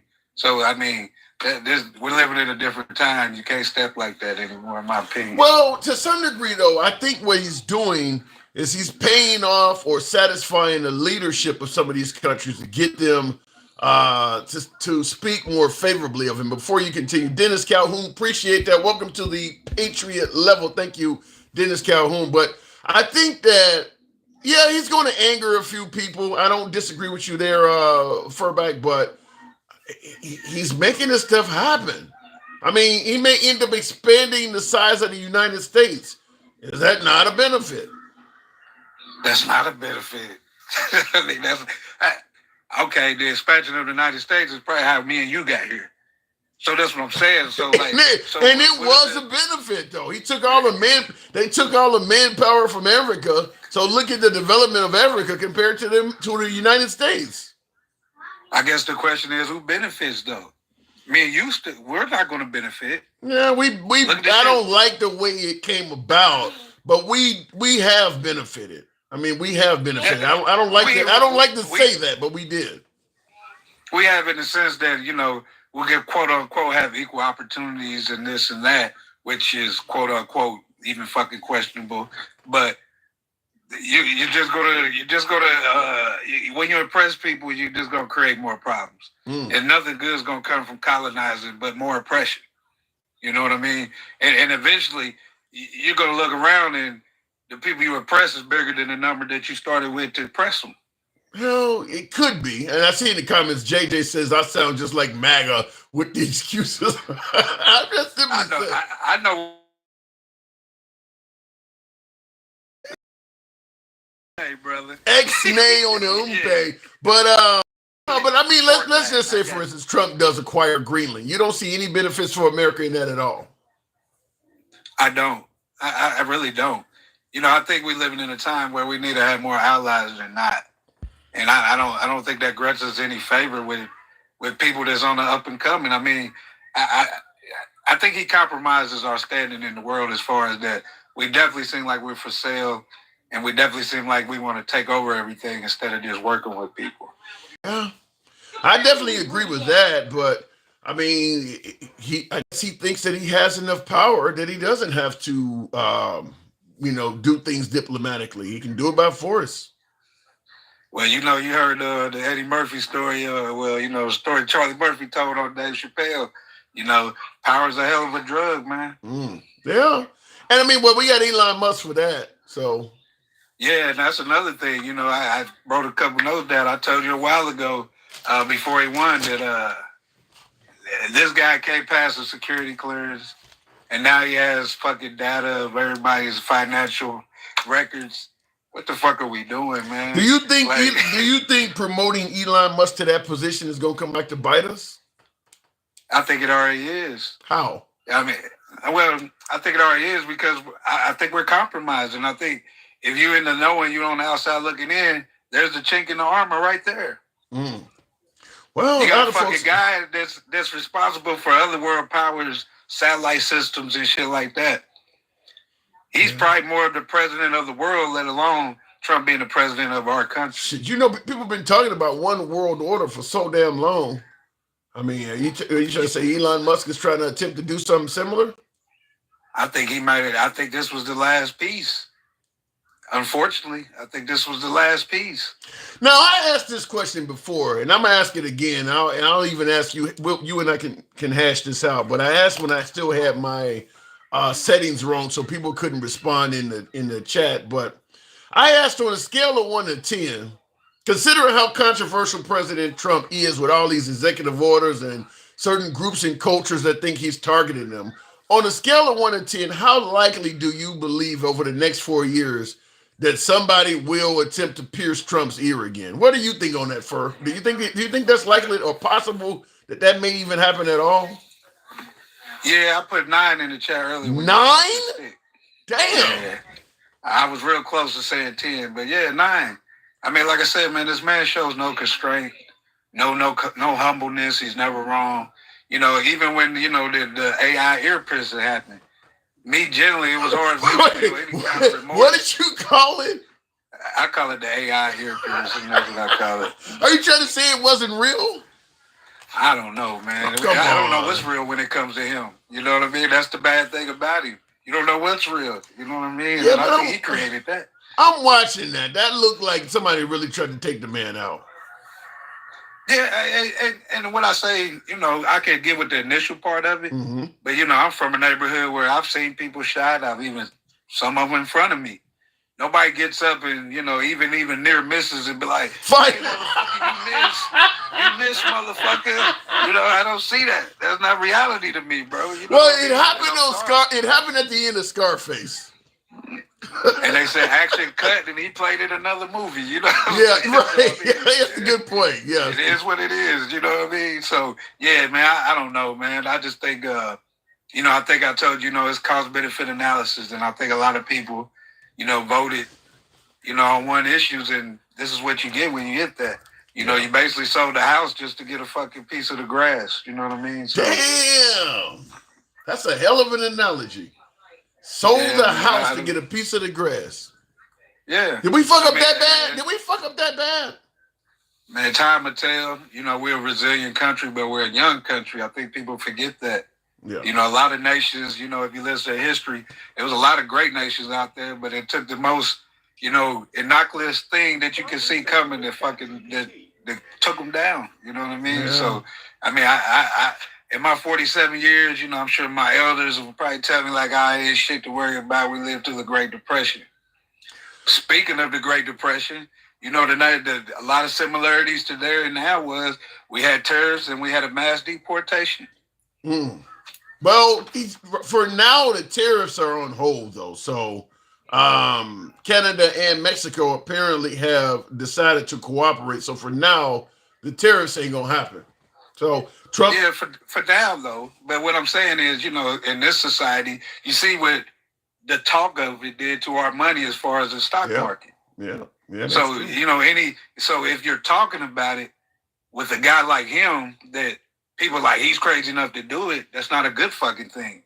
We the normal people don't win in that situation. You know what I mean?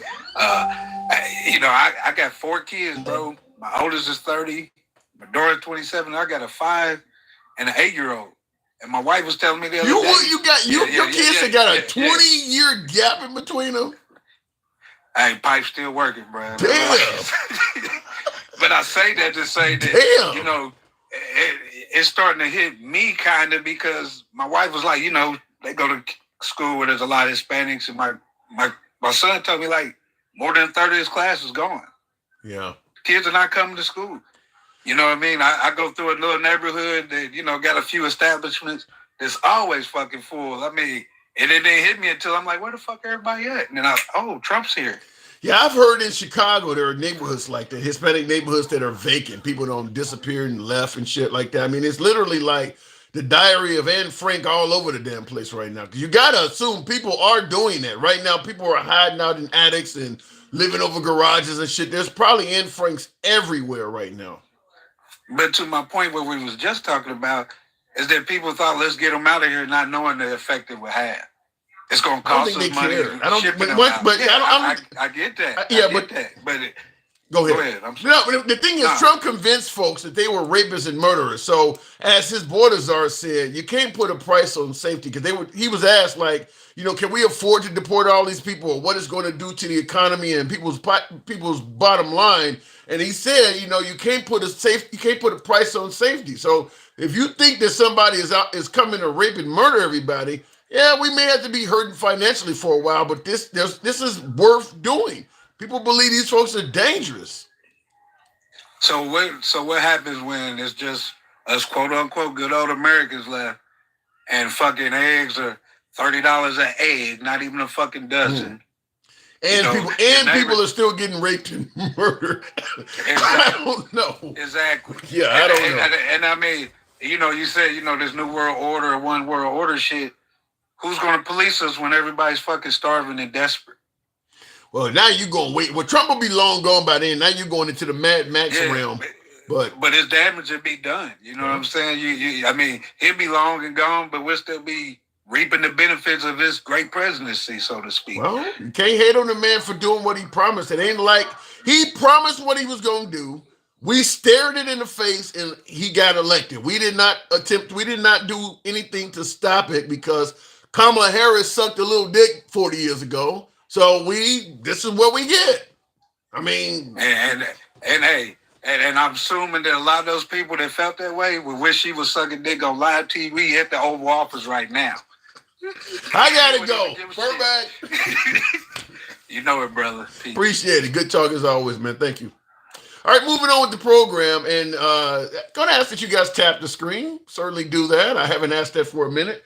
Get the likes up to about 40,000, if you will. So let your thumbs not be lazy. You know how the program is ran. We don't block, ban, or censor. We are always MAGA friendly. Been that way since day one. Always will be. We go left of Bernie Sanders to I'm having dinner with Q.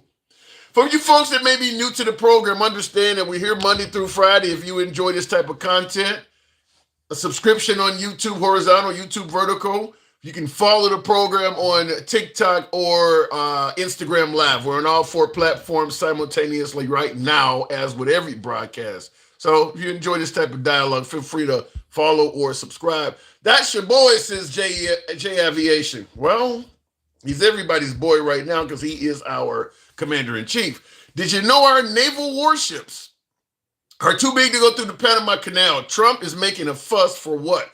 Well, yeah, that's due to climate change. I have heard that because of the lack of water required to operate the Panama Canal, they have less water in the area because it's not raining as much. And with less water, there is less buoyancy for larger ships going through the Panama Canal. So they've shrunk the size of the ships they can come through, or they're charging considerably more for really big vessels. I think the United States that's why the United States is being charged more than normal. Trump doesn't give a shit about that. He wants to be charged a regular price. So you're right. He is making a fuss. He doesn't give a damn about climate change, but that is why the cost of passage through the canal was going up, is they don't have as much water coming down due to climate change. Elon is known to shut down important systems remotely, hence why Trump picked him before the election. Yeah, he locked out a ton of people in the, there's so many offices, so many departments of the federal government they're targeting. Which one was the one he just locked? Was that the USAID, I think it was? Like I said, if you're in the federal government, I don't care what you're doing, EPA, FDA, ATF, OSHA, somebody brought that up. If you are part of the federal government, work on your resume. Work on your resume. Either you're in danger of losing your job through resignation or termination, or you're likely to continue working in a hostile work environment. It's just, if you're part of the federal government, God bless you right now. God bless. Next 4 years are going to suck. Because it's only been 12 days, and hundreds of people have either lost their jobs or on the cusp of losing their jobs. And you still got another 3 years in about 10, 11 months of this shit. I would say work on your resume if you're in the federal government. It just, the morale for federal employees has got to be at an all-time low. I mean, you don't want to go out and make any major purchase at all right now, because you don't know if they're going to come through and just destroy your whole department. You just don't know. You don't want to email or say anything. You don't likely want to go on any websites or do any Google searches. You don't know what is being tracked. I mean, it's literally like the Rockwell Michael Jackson song of the 80s. I always feel like somebody's watching me. There's no way in hell I don't want to work in that environment. I just wouldn't. Not to mention all of the perks and benefits that you generally get from working at a government job, such as pensions and all. None of that's guaranteed. So even all of the motivating factors for why you'd be happy to work for the federal government may all disappear overnight. I would definitely be trying to see if I could go somewhere in the private sector and leave that alone. In the comments, Strawberry Milk says he is draining the swamp. He's draining everybody. The entire federal government is not the swamp. There's no way that all of the prosecutors who prosecuted the January 6th protesters, they're the swamp, but the guys who actually committed the violations at the Capitol building, they're the good guys. No, that ain't draining the swamp. That's favoring your people over everybody else. You're going to speak favorably of the protesters, and you're going to speak negatively of the folks that prosecuted them. No. You ever seen some of these cases where somebody I'm just going to say somebody black is in the hood talking shit to police or doing something wrong. The police arrest them, and everybody starts chastising the police and saying horrible shit about the police when the black person was actually clearly committing the crime. That's what MAGA's doing right now. That's exactly what MAGA is doing right now. They're chastising the police and making heroes of the guys who committed the crime. They're doing that right now. And it's not even up for debate because they're on video doing what they did. Let me go back to the box, though. Real quick before I continue on, I want to make sure I didn't miss a super chat. It says, Junebug, read The Prince, The Art of War, and Mein Kampf. This is where we are. Well, I know what Mein Kampf is. I've heard about Sue's Art of War. I haven't heard about The Prince. But that last one, considering the author, is frightening enough. Is you're telling me to read Mein Kampf and suggesting that that's where we are. That last one is frightening enough. Junebug Lane, that's scary. That 14 days? Can we have devolved? Can we have devolved that far in only 14 days? Look, I understand some of the things Trump is promising are controversial, but it's been 14 days. Can it be that bad? Excuse me. Oh, MAGA, you know how MAGA is toxic, says Will. It's promoting the meritocracy. They are promoting nepotism. I can certainly see the nepotism coming from Trump. I don't think that that's up for debate, but I mean, wasn't that around before him to some degree? I mean, he's not the only one that would do that. The Prince, Machiavelli, scary read. I haven't read it yet. I have not read that, Scott. Let me go back to the box. If the box is working. Thank you folks that are tapping the screen, getting the likes. I appreciate that. We'll continue on with MAGA React. What I said, Denkel? Sorry. Appreciate you folks that are holding. I'm getting kind of confused with my fat finger in there. But MAGA Reacts, good evening. Hey, what's going on? A whole lot, man. Do you think America should? I'll let you go on the point you're going to go on, but I want to ask you also. Trump talking about America owning Gaza. I want to hear your opinion on that. Go ahead. I mean, that could mean a million things. For one thing, I feel like we've always been responsible for it, but yeah, we own it. What the hell have we done beneficial to the Palestinians? No, I don't mean we own it as like it belongs to us. I mean, we own it as we're responsible for it, whether, the Palestinians are, Trump said he fixed it. He got the ceasefire going, and now it's his responsibility. He owns it. So he has to fix the problem. So you're going to stop Israel from kicking our ass, fly the leader of Israel to the White House and be buddy with him, and somehow tell me out of all this that you did something for me? What do you mean? He got the ceasefire done.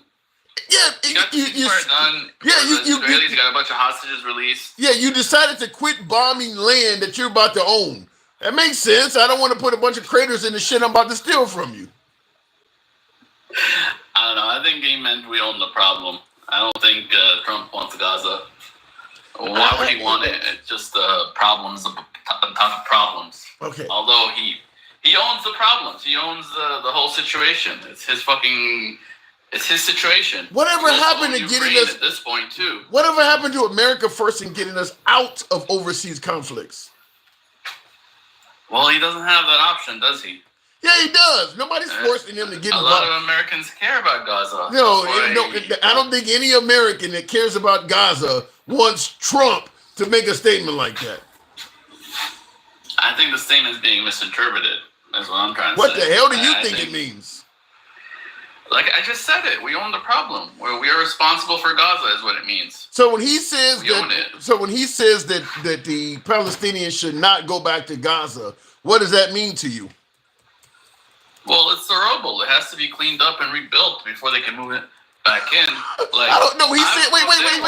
Even have you heard any of this? Because it doesn't sound like you heard it. He said that the Egyptians and the Jordanians should take them.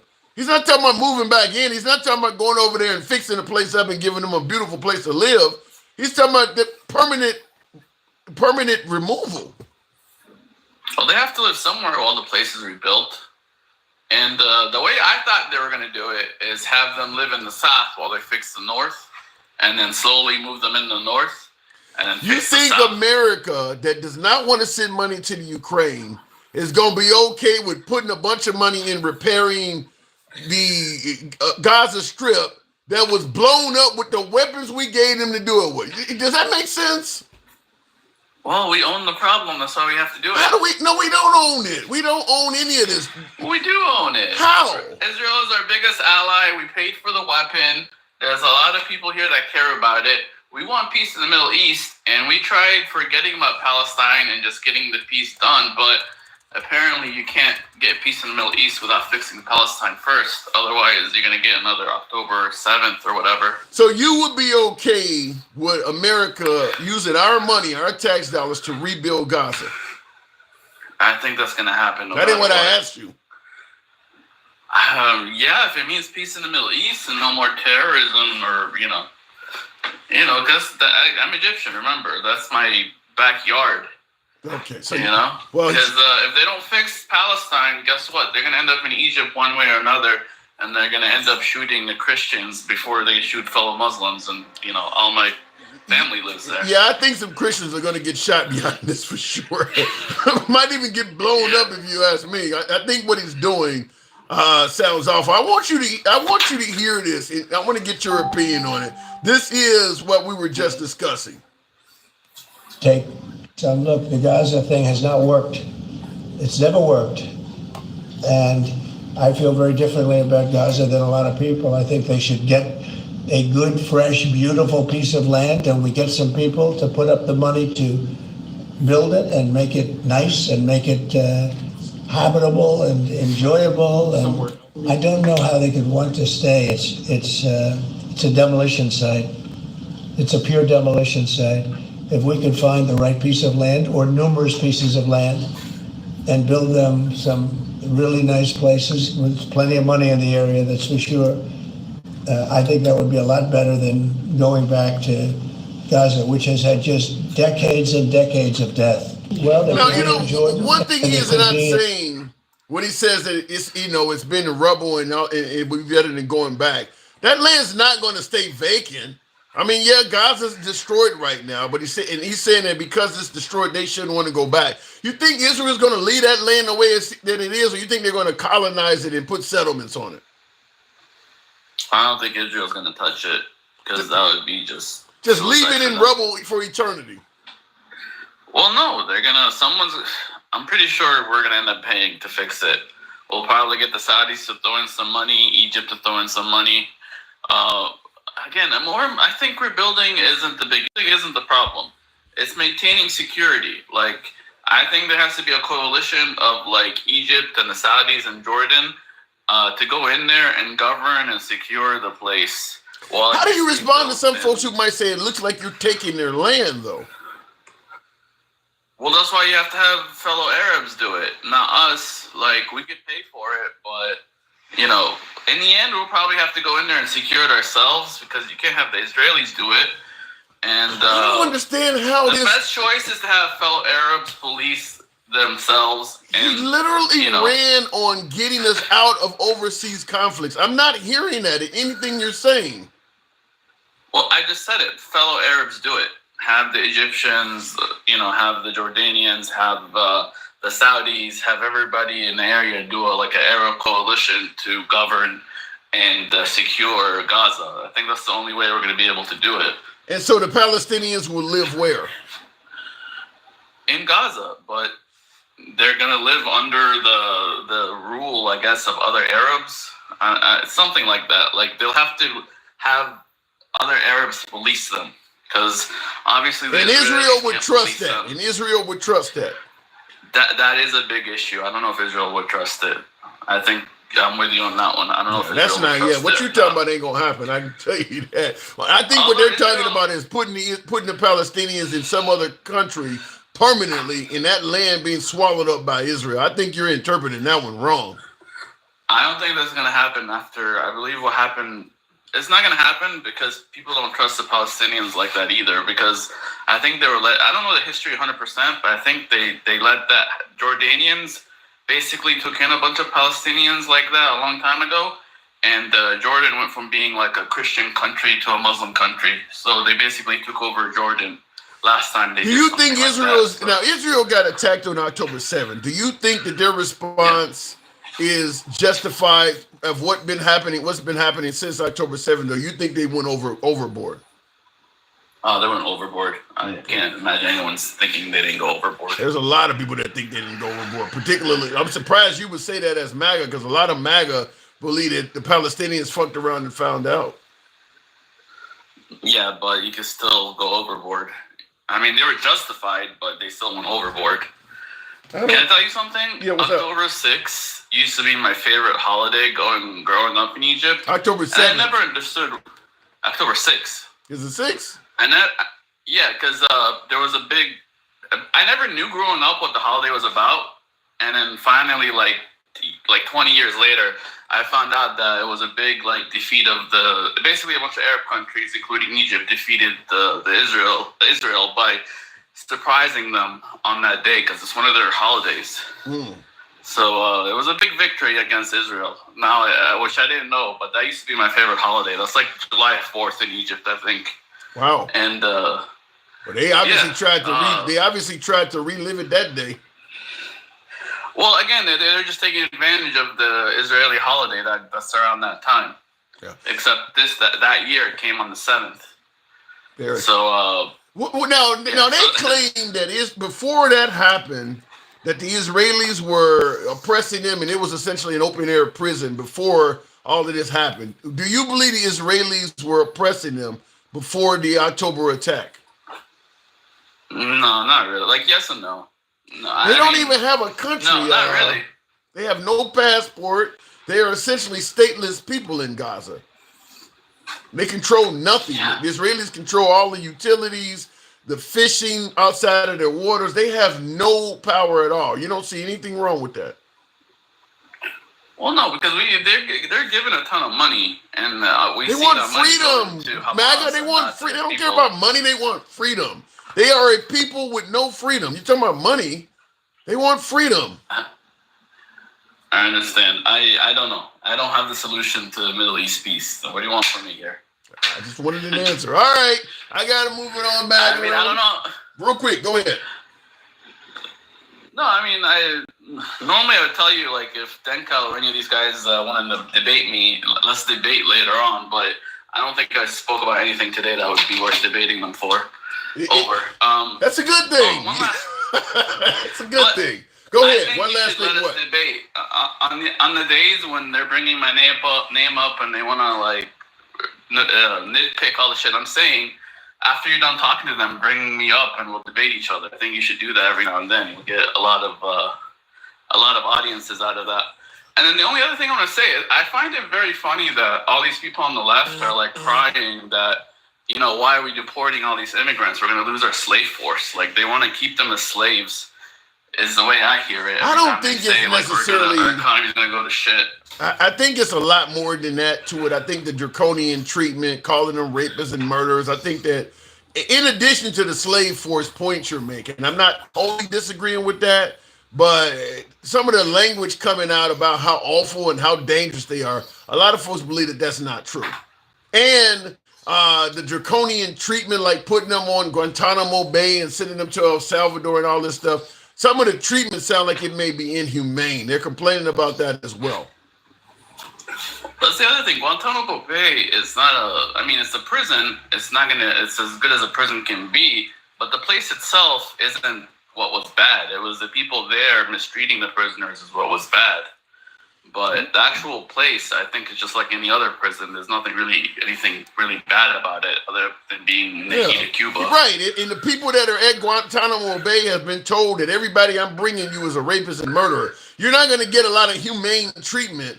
If you believe any prison that's loaded with rapists and murderers, you can be sure the warden and the correctional officers is mistreating those people. That's just even American prisons. If it's loaded with level 5 inmates, the warden and the correctional officers are mistreating those people. And Trump is making it sound like every illegal immigrant is a level 5. So it's going to happen. I'm telling you. And not only that, but that if you do something that is outlandish to an immigrant in Guantanamo, chances are Trump, or at least his borders are, has your back. They're not going to hold you to any serious account for abusing a rapist or a murderer. They don't care. Look, he about to leave here anyway. Nobody needs to know about this. So you can be guaranteed that there will be everything from assaults, probably a little bit of grapes, you name it. All that stuff's going to happen. Prisons, though. Huh? That's all prisons, but that's not even my point. Like, I mean, look what happened with the children in cages. That leaked like immediately. This is going to be that plus. This is going to be that plus more. And it'll leak. And it'll shut down Guantanamo Bay again. I don't know if it'll leak as much. In modern day, I don't think stuff like that is going to be kept quiet. Like, I'm not as confident as you, because now if you leak, the Trump administration will come after you. You'll get fired and try. I mean, the cancel culture from MAGA is a lot stronger than the cancel culture from the liberals. If you're a federal employee, they're going to get rid of you. So I don't know if you got access to Guantanamo, you got federal clearance like that. I don't think that the leak people aren't going to feel confident to leak like that, because you know they're going to come after you.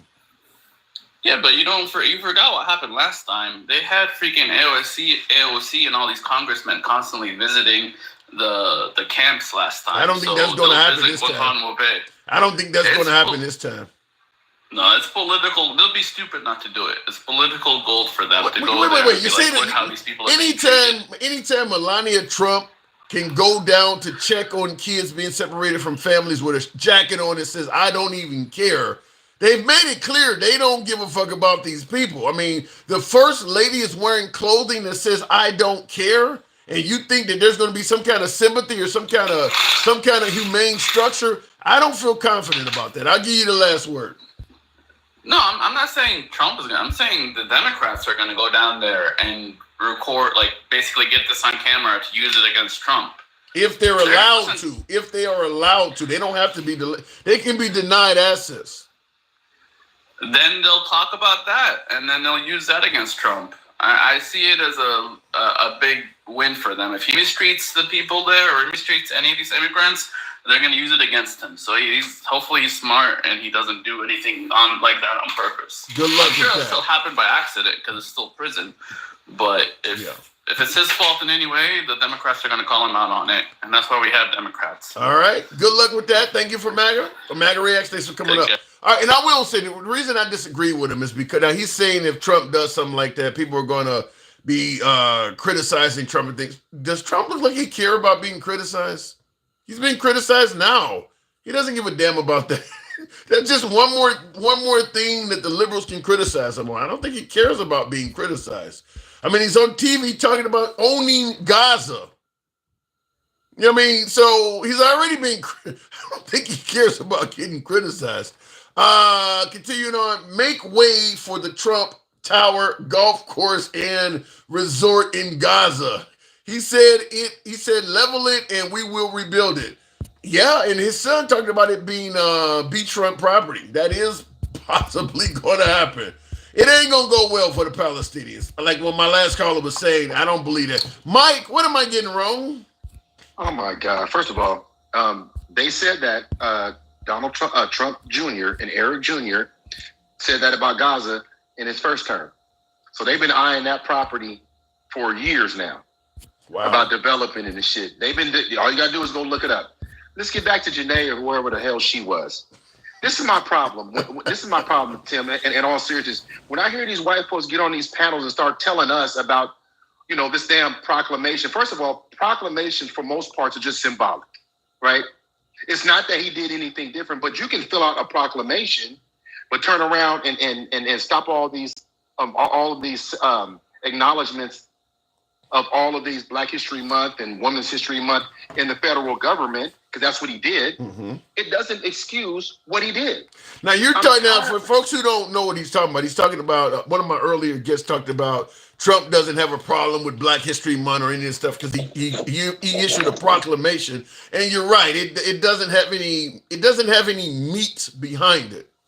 No, it doesn't. It doesn't. And listen, and stop letting them come up here and say that shit in your face like you're not Black. See, they think you're on their side. Let me say this, Tim. I push back. No. Yeah, you push back, but you giggle and whatever. And I get it because I love you. But let me tell you something. This is what bothers me about this. They're always trying to trivialize the history that we've had in this country. They always try to trivialize. Now, check this out. I'm going to put it in simple, plain terms.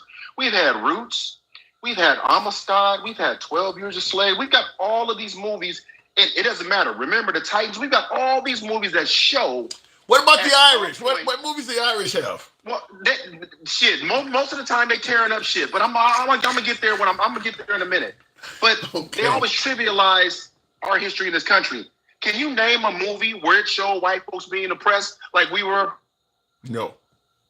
Oppressed?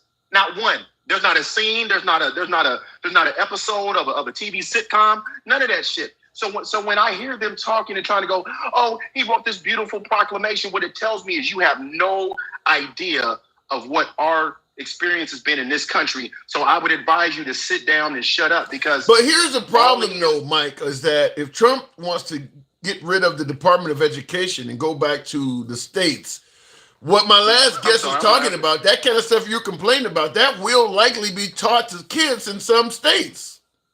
100%. That's what I'm talking about.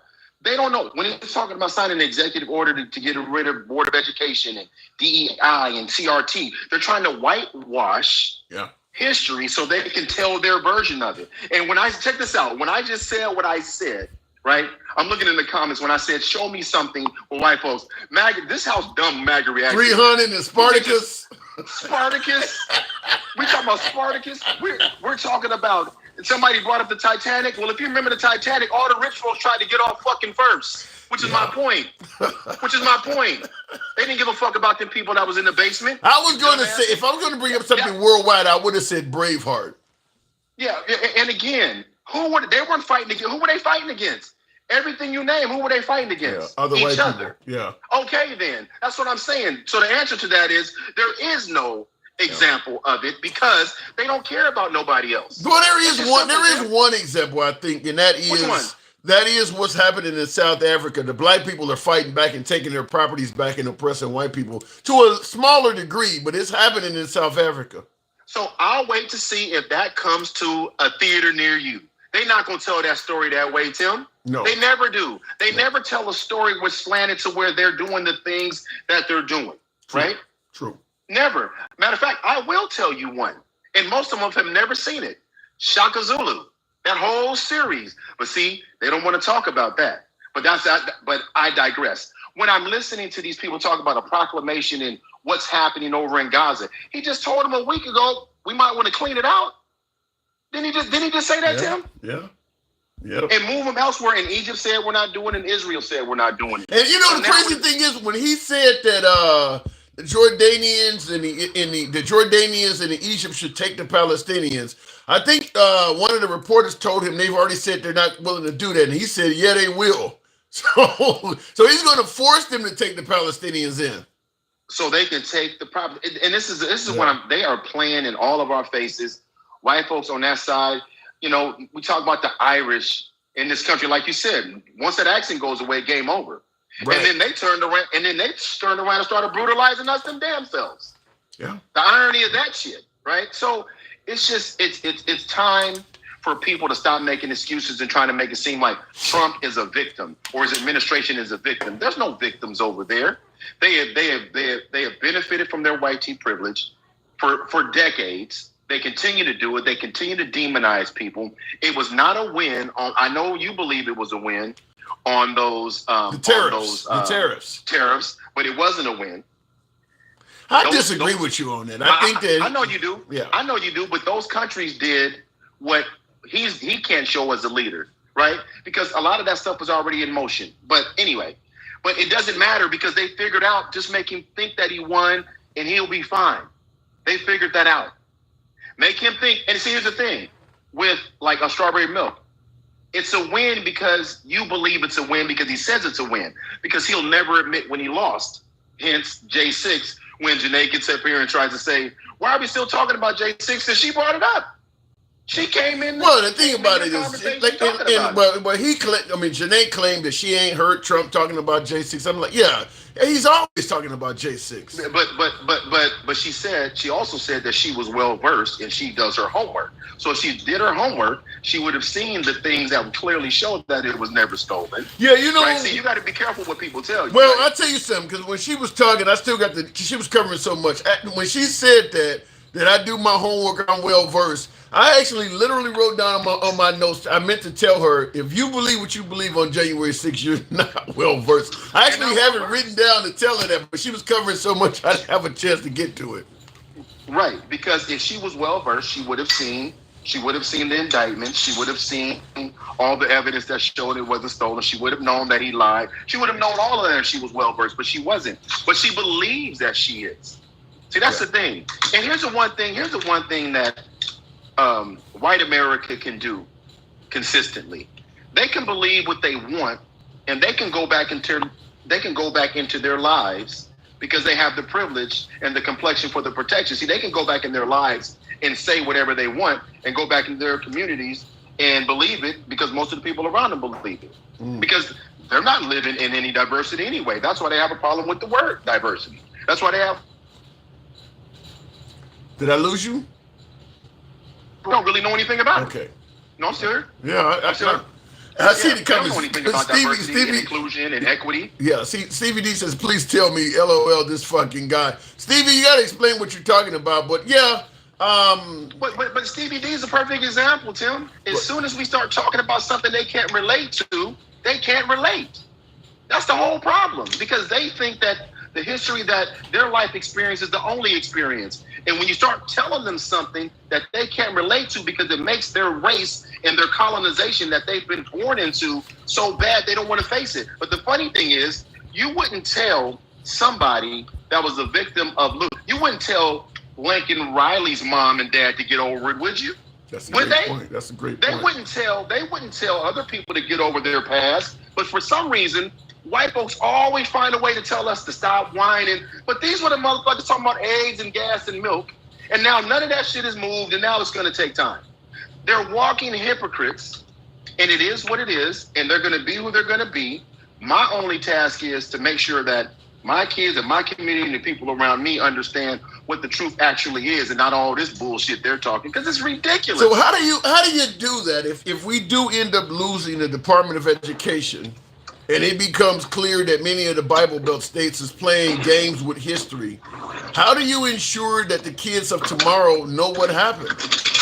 You got to teach it yourselves, because if we want to be honest, they weren't teaching it to begin with. Yeah. Black history in this country was an elective. They changed it to an elective back in 1986. See, it used to be a requirement. Now it's elective because, again, they don't want to sit there and hear. See, they're afraid their white kids are going to come home and say, did our people really do that shit?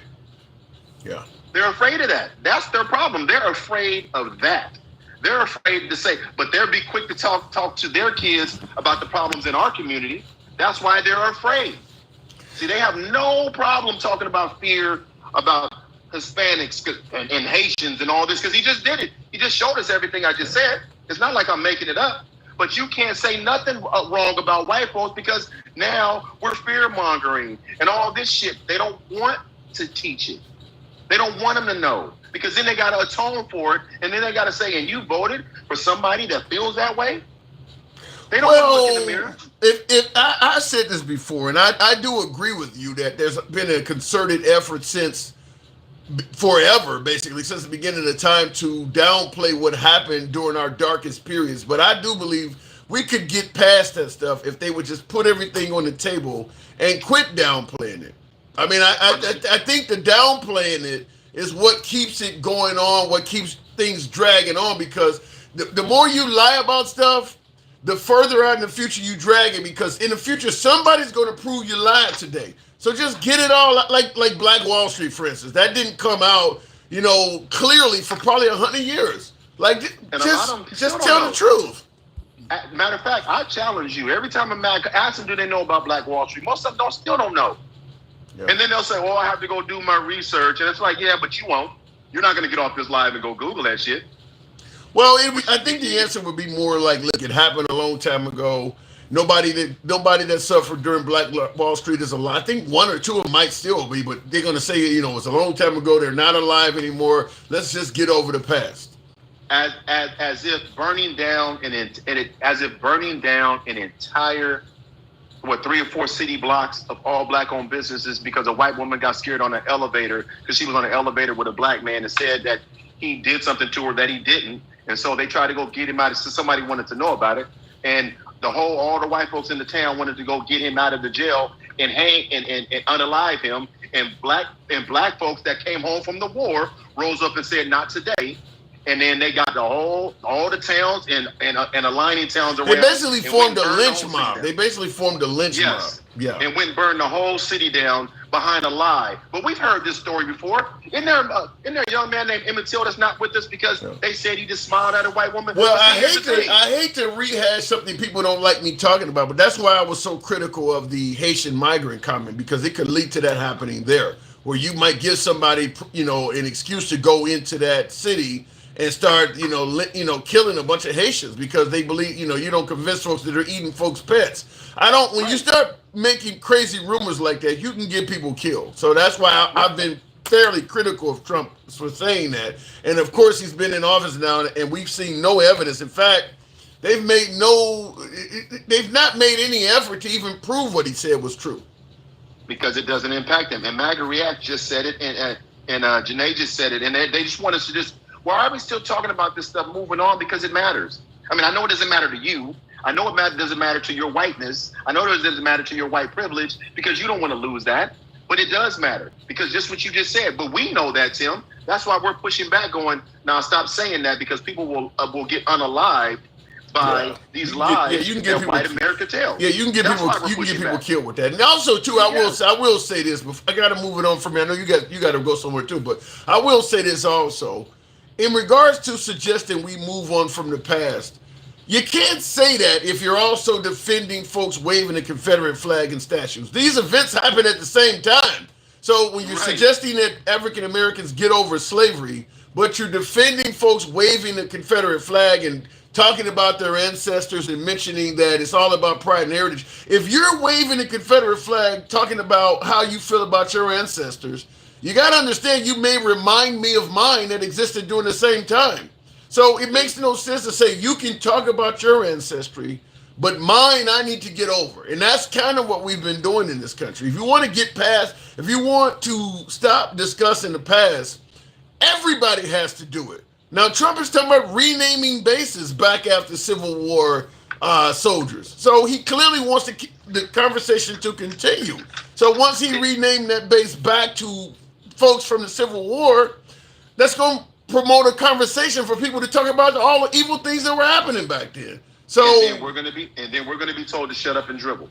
Pretty much. What I'm saying? Pretty much. We're going to be told. We're going to be told to ignore the blatant racism and shit in our face and just get back to work. Just shut up and dribble. And even in the comments, they say we're always being a victim.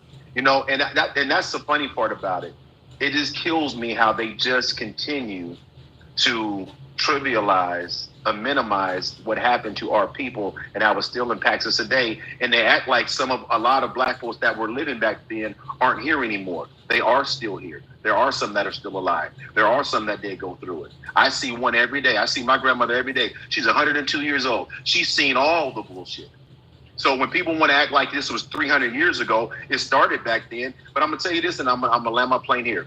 When I hear somebody like MAGA Reacts always talks about his past, about being from Egypt. So if he's from there, his people have suffered a lot. And his people would not be aligned with somebody like Trump and the way that they're looking to colonize and just continue to take. But yet and still, he assimilated just like the Irish. All right, Mike. Appreciate it. Thank you. Later. All right, moving on with the program. By the way, tap the screen. Get us up to 50,000, if you will. 50. FIDDY. Appreciate you folks rolling with your boy on this Tuesday evening. Like I said, we've been talking about Trump suggesting that right now News Nation has the ticker on it. It says Trump, U.S. will own Gaza. And I wasn't coming in here to talk about that, but that developed while I was on here, which is, I can't even explain why he would say that. the guy who's going to get us out of overseas conflicts is talking about owning Gaza. I don't know what to say about that. Looking in the comments, Will G, funny thing about MAGA, gaslighting is that it ends up as egg on their faces. They act like that we're concerned with cheap labor for immigrants, but it was MAGA business owners hiring them for cheap. I think Trump, did he also I don't know. I don't think he admitted it, but wasn't he found to have once employed some immigrants himself? I know Mitt Romney. Look, rich people gonna do rich people shit. It's not just politically oriented. I'm sure there's plenty of rich Democrats that would have no problem employing an illegal immigrant as well. I mean, rich people gonna do rich shit. That's just what it is. I mean, even if you're not talking about illegal immigrants, let's take somebody like Elon Musk, Jeff Bezos. Allegedly the second wealthiest person in the country. Amazon workers all over the damn place talking about how shitty they get paid. Rich people gonna do rich shit. They don't like to share. So if they can get their hands on some cheap labor, they gonna go with that. If they can't get it from folks coming across the southern border and working under the table, then they gonna pass laws so they can go to China with their business. They're seeking cheap labor. Doesn't matter how rich they get. They want to get richer. Rich people gonna do rich shit. KO Search says, Trump says he is invading Gaza now. Is he? I haven't seen that. You're saying that Trump is claiming that he's invading Gaza now, Afghanistan 2.0. I have not heard that. Gaza is, I don't think it would be Afghanistan 2.0 though. I think it would be over a lot quicker because Gaza has already been pounded to a pulp by Israel with our weapons. There's not a lot there for them. They can't even resist at this point. So, I mean, it would just be a slaughter. Most of Hamas is gone. The organized ones. I mean, there's been radicalized new ones joining as you kill off people's moms and kill off people's family and their kids. You create new radicals, but there's no organization within Hamas. So it would just be slaughter at this point if they go in bombing Gaza. But like I said, it would actually commit acts of terror as other nations start looking for ways to find weak points in Israel or the United States. It would definitely create some more terrorism. Junebug Lynn says, those who forget the past are doomed to repeat it.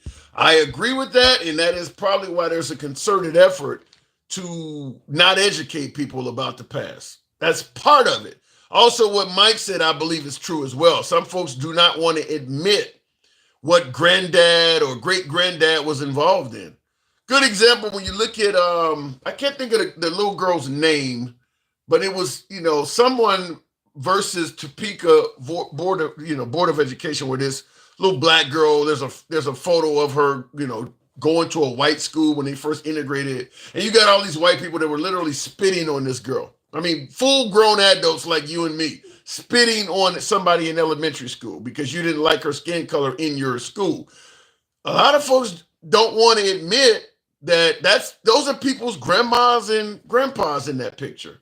So yeah, there is a concerted effort to not be candid about history, because the picture that I'm talking about, you got to assume that happened in hundreds of other places all over the country.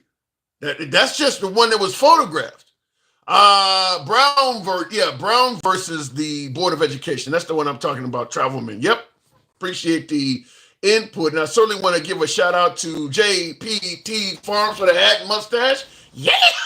Thank you for supporting the program. Will G says the people telling black people to pull themselves up by their bootstrap are the same type of people that are mad at just the statement black-owned business.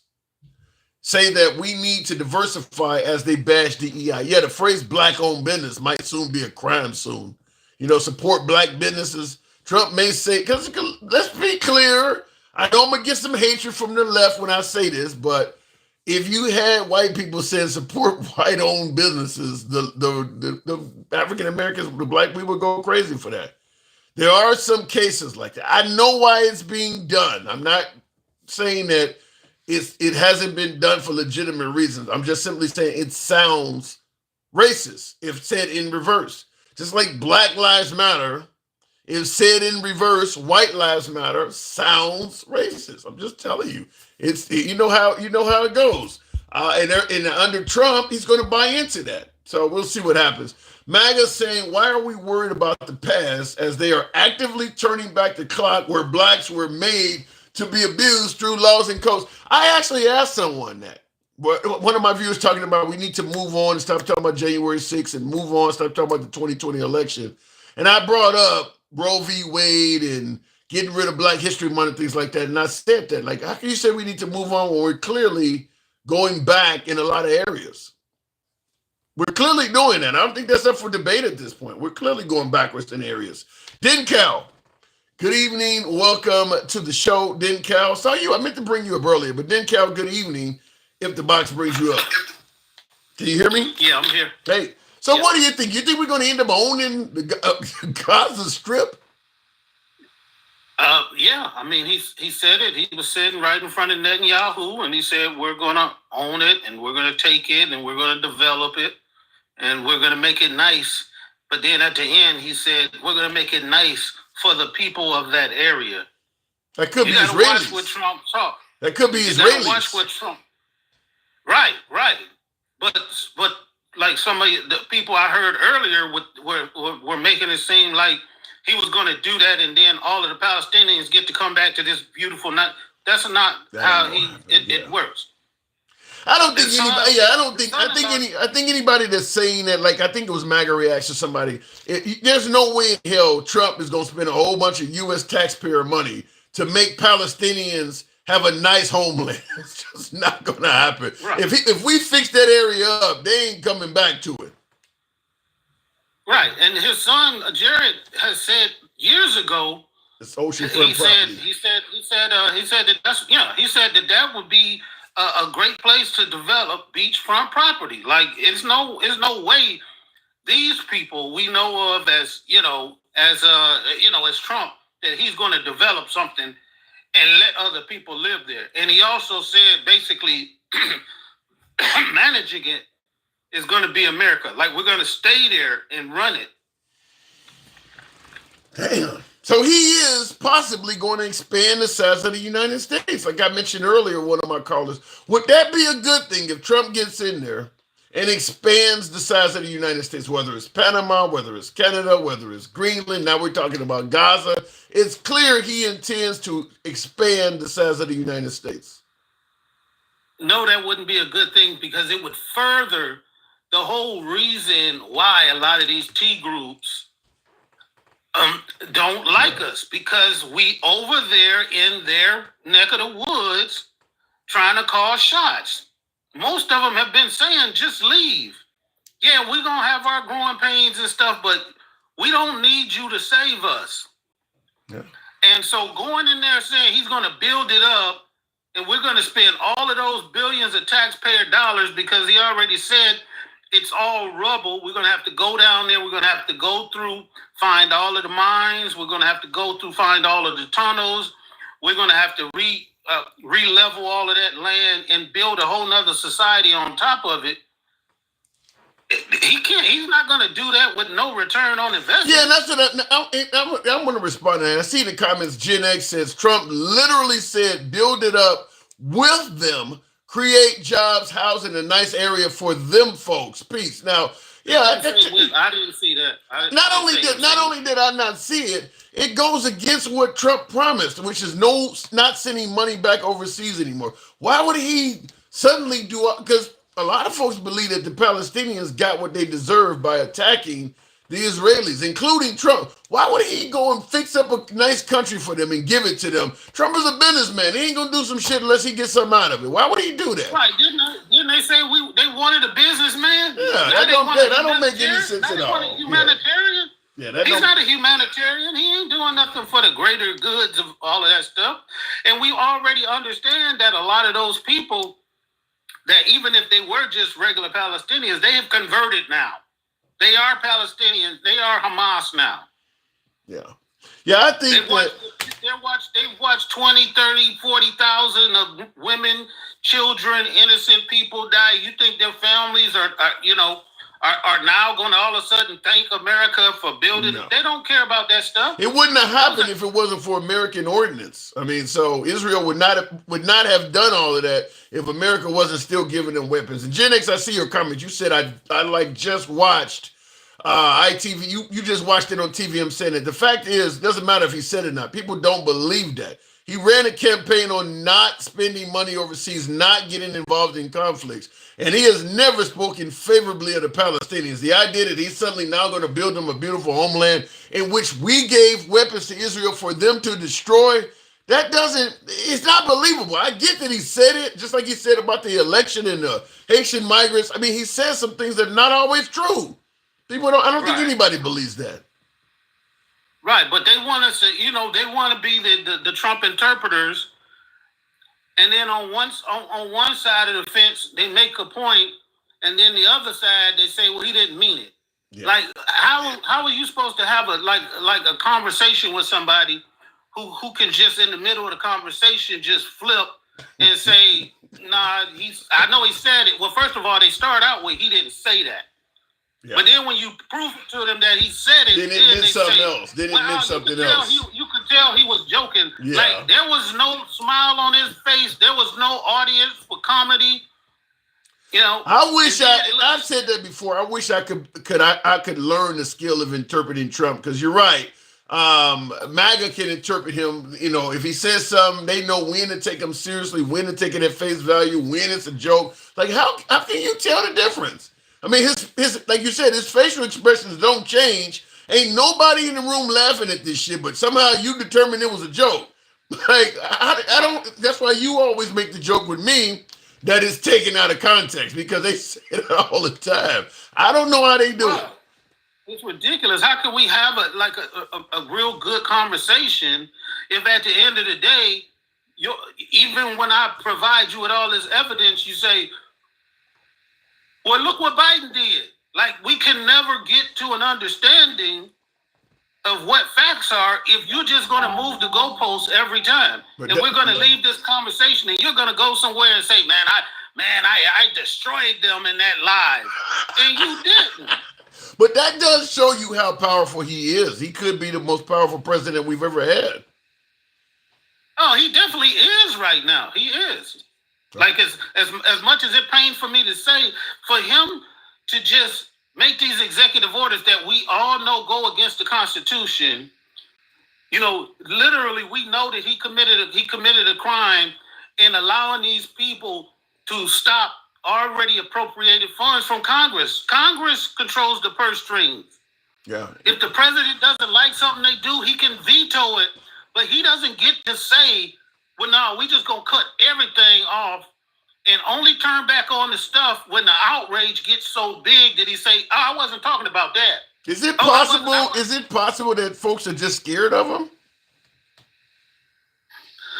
Yeah, that's what we were talking about. Like, yeah, being the most powerful person, and it's not because it's not because like he's coming to the table with facts and people listen to him.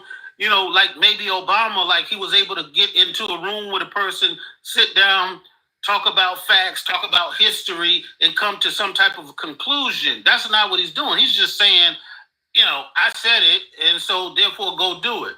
Like, but at the end of the day, is he not getting shit done? I mean, he made the promise of what he was going to do, and it looks like he's meeting those promises.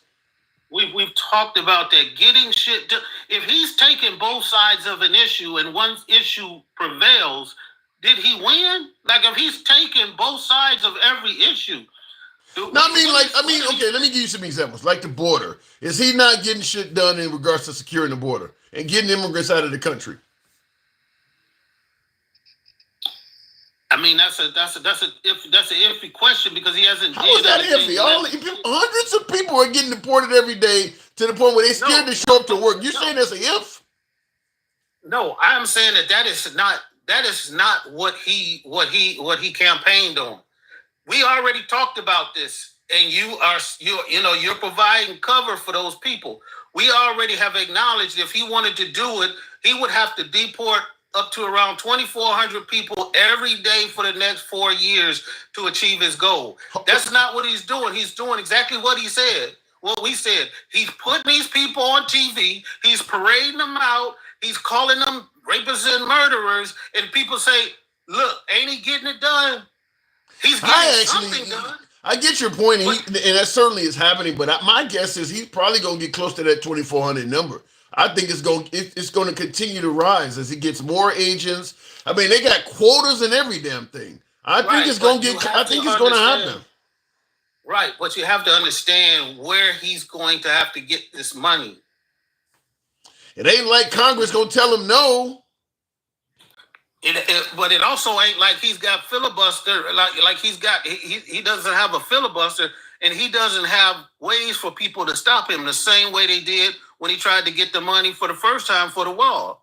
These senators and stuff have to go back home to their home states and say, "This is what I've done for you." I think the mandate on getting rid of on securing the border is strong enough that even some Democrats are like Fetterman and some of them folks are going to vote for it. I think he will. If he needs the money, he's going to get it. In my opinion.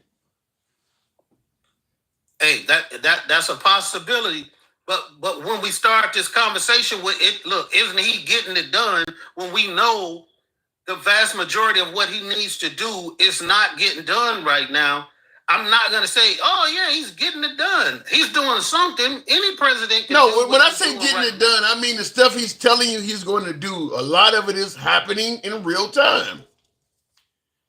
I wouldn't say a lot of it's happening in real time. I would say go back to some of your YouTube videos and pull these things up and listen to what MAGA is talking about. Listen to what I'm not going to say deportation wasn't a big part, but the vast majority of it was we can't afford rent. Yeah. Now he ain't getting that done. The economy is not getting done. Before I'm moving on from you, I want you to. This is what we were talking about. Before I'm moving on from you, I want you to give me your spiel on this. See Jordan, I'd like to see Egypt take some look. The Gaza thing has not worked. It's never worked. And I feel very differently about Gaza than a lot of people. I think they should get a good, fresh, beautiful piece of land, and we get some people to put up the money to build it and make it nice and make it habitable and enjoyable. And I don't know how they could want to stay. It's a demolition site. It's a pure demolition site. If we could find the right piece of land or numerous pieces of land and build them some really nice places with plenty of money in the area, that's for sure. I think that would be a lot better than going back to. Is there a lot of oceanfront places of land just available to get these people? Man, he's talking the same stuff they did after the 1930s when NATO or the UN gave the Israelis that land. Yeah. They're talking about moving those people out of that land. If you can't understand the nuance in him saying that land or some other land, he's letting you know it ain't all about getting them back. Once them people move out of there, they ain't never coming back. I can guarantee you. It's gonna be like the Native Americans. They're gonna put them in the worst inhospitable area. They're gonna be in the desert somewhere. That's probably what's going to end up happening. Or force one of those other Middle Eastern countries to take them that don't want to take them, which means they're not going to treat them well. No. If they get forced into do it. But I just wanted like some quick thing. I wanted to tell people that military vessels don't pay for transit through the canal. Nothing at all. Just for people. No, as long as it's a part of the treaty, as long as they're not carrying personnel or cargo, then they don't have to pay anything.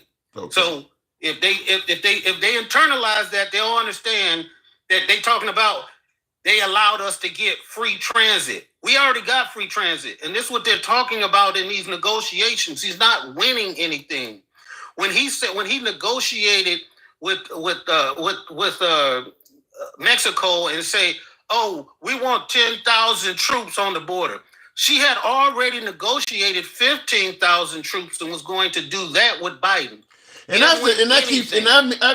like probably the 10th person to tell me that. Bad messaging from Biden. Bad messaging. Well, look, we don't have to go back to Biden. We can listen to what's being No, said. I get that, but the reason why I'm saying it's bad messaging from Biden because it allows Trump to take credit because a lot of people didn't know that. Right, but when you have conversations like me and you, and we are intelligent human beings, and we're looking at facts, and we're listening to people like Jimmy Timmy and MAGA Reacts and all of these people, we can tell them, whether they look it up or not, we can let them know that what you're saying is category. Would you coming on to your thing saying, Trump won, what say you? No, he didn't. He didn't win anything from Canada. He didn't win anything from Canada or anybody else. He made this stuff sound like he won, and he immediately on day one came out and said, look, I won. He didn't win anything from Canada. He had to stop those tariffs from going into effect because he knows the American people would have thrown a fucking fit. So he had to stop it on day one and say, look, they doing what I told them to do. What did we get from Canada? They gonna stop the fentanyl from coming into America? So you believe that with that negotiation he made, nothing on paper, no nothing, that now we gonna be fentanyl free in America because he cut this deal. You ain't gonna stop people. Yeah, you ain't gonna stop people from getting high no matter what the hell you do. The war on drugs proved that. Yeah, he wasn't nothing. And if he's worried so much about drugs, why did he release the guy who was arrested for the Silk Road convict, who was the biggest, DRUG dealer in the whole world, and he had a website where you could purchase any type of meth or any type of, I haven't heard that. Yeah. Check out the guy, the Silk Road convict, and you'll see he was the biggest, and he was running it through a website. He got caught and was given like 20 years, and Trump released him. Even though he said on the campaign trail, anybody caught for selling drugs should get the death penalty. Must be some kind of kickback. I got to move it on, though, didn't count. Must be. And one quick last thing. Now, what is he talking about stopping the war in Ukraine? He said it's about the minerals now. And now it ain't about, he just want to stop the death and stuff. He wants Ukraine to admit that they're going to give us a deal where we get all of these free minerals from Ukraine. No, nothing about the death. Nothing about he do what he said before. I just want to stop the death. He's doing the same thing what he was saying we should have did in Iraq was take their oil. Now he's talking about we should take Ukraine's minerals. And that's going to be a precious time for that country because they're going to need all the money they can to rebuild. Well, we was already going to get all of that. Man, you done had conversations. We was already going to own Ukraine after this war. Yeah. After all of the money and loans and everything, it was already going to happen. But Trump told us it wasn't about that. He was just tired of seeing people dying. And on day one, he was going to call the proper people and he was going to get this done. Now he's talking about if Ukraine gives us a deal, then we'll end the war. He's negotiating. That's what he is. That's what happens when you put a businessman in charge. I got to go. But that's what happens. The art of the deal. You put a businessman in charge. He always is negotiating for the greenbacks. That's what he is doing. But his word should mean something. And if he said it was about the people dying, it should be about the people dying. Good luck with that. Appreciate it.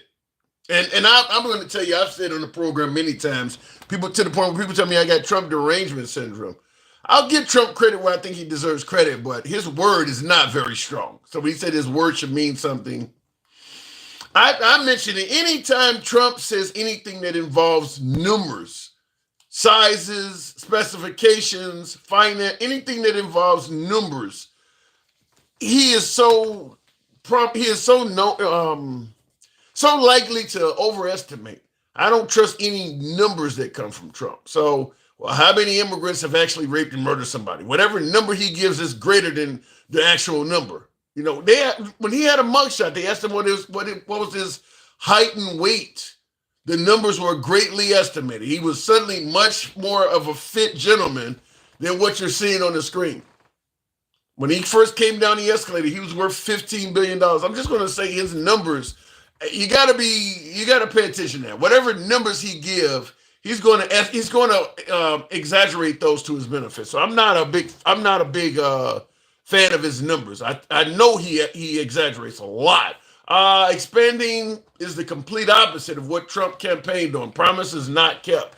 That's in regards to me asking if Trump is going to expand the size of America. Well, now he didn't campaign on expanding America. In fact, when he was campaigning, he wasn't talking about Greenland. He wasn't really talking about the Panama Canal. He wasn't talking about making Canada a 51st state. And now this whole Gaza thing. No, he wasn't talking about that. But I don't think MAGA will complain. And I'll be honest with you, if he can make it sound like Americans are going to benefit financially, I think you can get a lot more independents that won't care about it either. Maybe even a few Democrats here or there. You start putting money in people's pockets, they'll look the other way on all kinds of shit. So now that's not to say what he tells you is actually going to happen. But if he says if we end up acquiring Greenland, it'll cut your taxes in half, I think a large portion of this country will be okay with that. And then, of course, maybe he does it and the taxes come back to where they were all along. We don't know. But you start putting money in people's pockets, they'll turn a blind eye to all kinds of shit. People are in this country, a capitalist country, money is king. Cash is king. I mean, look what RFK is complaining about. Poison, ingredients in foods and things like that. Because people were making money. As long as people were making money, everything else is secondary, at least from our standpoint. In the comments, Will G says, MAGA ain't shit. Chi-Town mayor was right. Not a mumbling word when Ukrainian refugees were in town, but they want him to get mad at brown people. I mean, the Ukrainian refugees, of course, you're talking about the skin color. They are white, and they're going to get treated different. And I do believe there's some validity to that. Just like we see, they're really shitting on the Afghani refugees, and many of them helped us during the war at risk of their own lives. Some of them are being left stranded at this point. That's wrong. I think that's really wrong. I don't know why people keep working with the United States. We are more than likely to break deals, and yet people keep trusting us as the years go on. Brandon 9491 actually, yes, you guys are responding to each other. You fools have no idea how lucky we are Trump won, says Meadow Dreams. Well, when you say you fools have no idea how lucky we are that Trump won, I would have to look at the fool you're referring to. You think the transgender community is lucky Trump won? You think the LGBT community, any of them are lucky Trump won? So I would have to question what fools are you talking about? There are people that are not doing good since Trump won. So I don't believe everybody in this country is doing better or lucky that Trump won. He is going after people as well. How many federal employees are going to lose their jobs? You think that they're lucky that Trump won? All the federal employees that are getting fired and being forced to resign, you think they find themselves to be lucky that he won? Their whole careers are being trashed and tossed aside. Many of them done nothing wrong. You think they consider themselves lucky? I don't know about that one. I think you're picking and choosing who you view as being lucky. We want federal employees to lose their jobs, says Harris. All of them? Really? What if the federal government employees did that makes them worthy of firing? Taking over a new country is more money spent. Iraq and Afghanistan, are we forget? Yeah, but if you take over the country, you can also steal their resources, which is why Trump talked about keeping the oil. Harry, good evening. How's it going? I think we talked yesterday. Now you said we talked about literally this. I said Trump got $500 billion from the Israelis, the Israel lobby. That's going to come with some promises, and I guessed it was probably going to come with the Gaza Strip. And look what happened today. I mean, he gets up on stage and he said, "Do you remember me saying that?" Yeah, I was in here literally yesterday. Yeah, you said it. So Trump was probably going to be prompt. Like $500 billion doesn't come for free, right? And So whatever happened to wait, hold on, because you're talking about Israel gave $500 billion, correct? Yeah, the Israel lobby. Yeah. Let me run this one by you, because I've been told since Trump came on the scene that he's a billionaire. He never took a salary, therefore he cannot be bought. You making it sound like he can be bought. What say you? Yeah, so, I mean, if you look at Open Secrets... I can't hear you. Your volume. Something's wrong with your audio. Something's wrong with your audio. I may have to drop you, Harry. Hello? Check. I hear you now. I hear you now. Can Trump be bought? Yeah, I heard your question. I absolutely think, I mean, if you look at the top donors, this is exactly what they want. This is our playbook. How does this help America at all, right? Annexing Gaza, deporting 1.8 million Palestinians. He promised mass deportations for America, not Palestine. I guess he never specified, to give him credit. I mean, to be fair, he never said that there was going to be a goal. He promised a golden age and mass deportations. Right. He never specified what country, though. It looks like it's going to be a golden age for Israel and mass deportations for Israel. They're going to deport all the Palestinians, and they're going to be living in their golden age. Now, you voted for Trump, right? I was very hesitant and I was very critical of this during the primaries. I wanted the Republicans to push him on this because that's where our leverage is. We had leverage during the primaries too. I wanted Trump to promise on stage where he said, I wanted him to commit to say, I will not go to war with Iran. I don't want war with Iran. America doesn't want war with Iran. Israeli nationalists and neocons want war with Iran. Do you think it's likely that Trump will get us involved in some kind of conflict with Iran? I mean, if you look at the New York Times articles that are coming out day after day, they're talking about nuclear bombs being built in the mountains, and Mark Levin's calling for Trump to literally destroy the centrifuges, which are buried deep in mountains in Iran. Now, with you being a reluctant, as you say, Trump voter, do you have voters' remorse? No, because I was one of the few people that was criticized by MAGA, called a traitor. They said, shut up and get in line.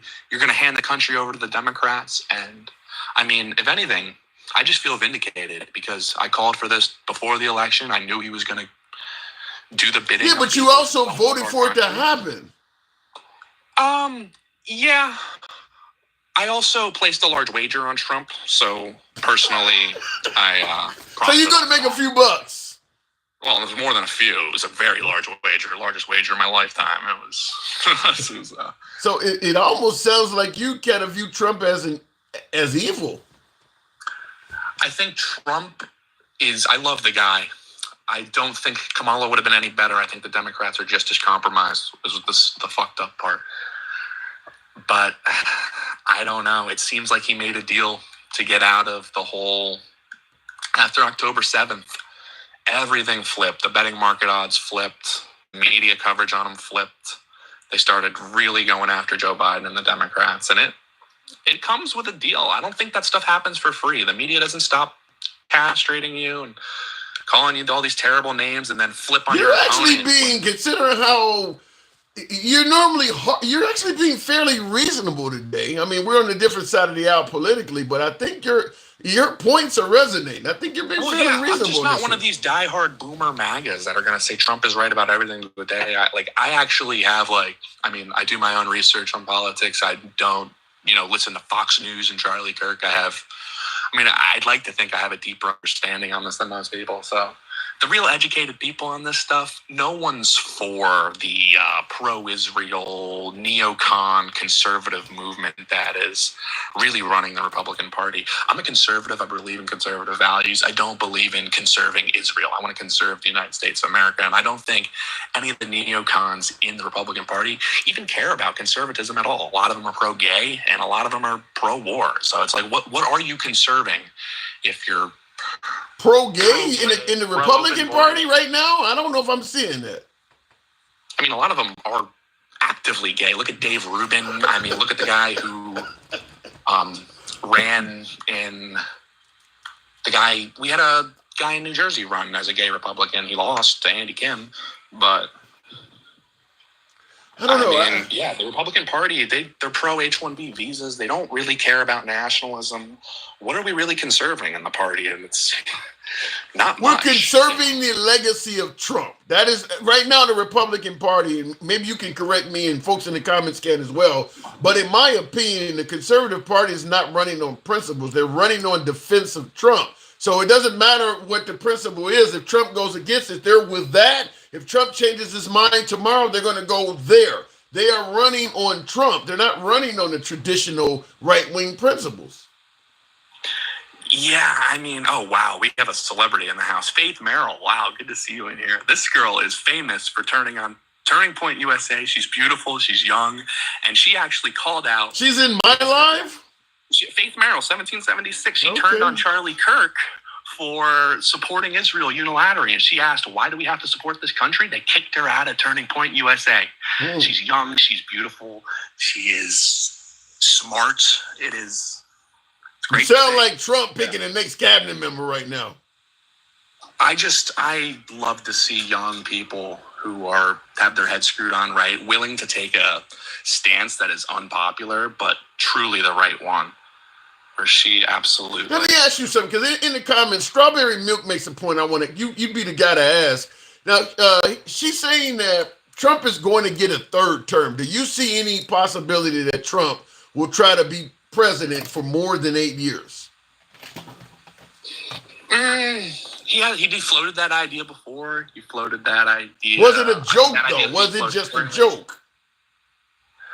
Yeah, I don't think it's just a joke. I mean, yeah, I think he really was disappointed with the turnout of the 2016 or the 2020 election. I think he really felt like that was taken from him wrongly. And I do think it's possible I would bet no. I'd bet heavily on no, but I wouldn't say it's impossible. Okay, so if I'm gonna ask the same question I often ask, scale of 1 to 10, how likely? 10 being he's going to do it. Yeah, it's like a 2 or 3 out of 10.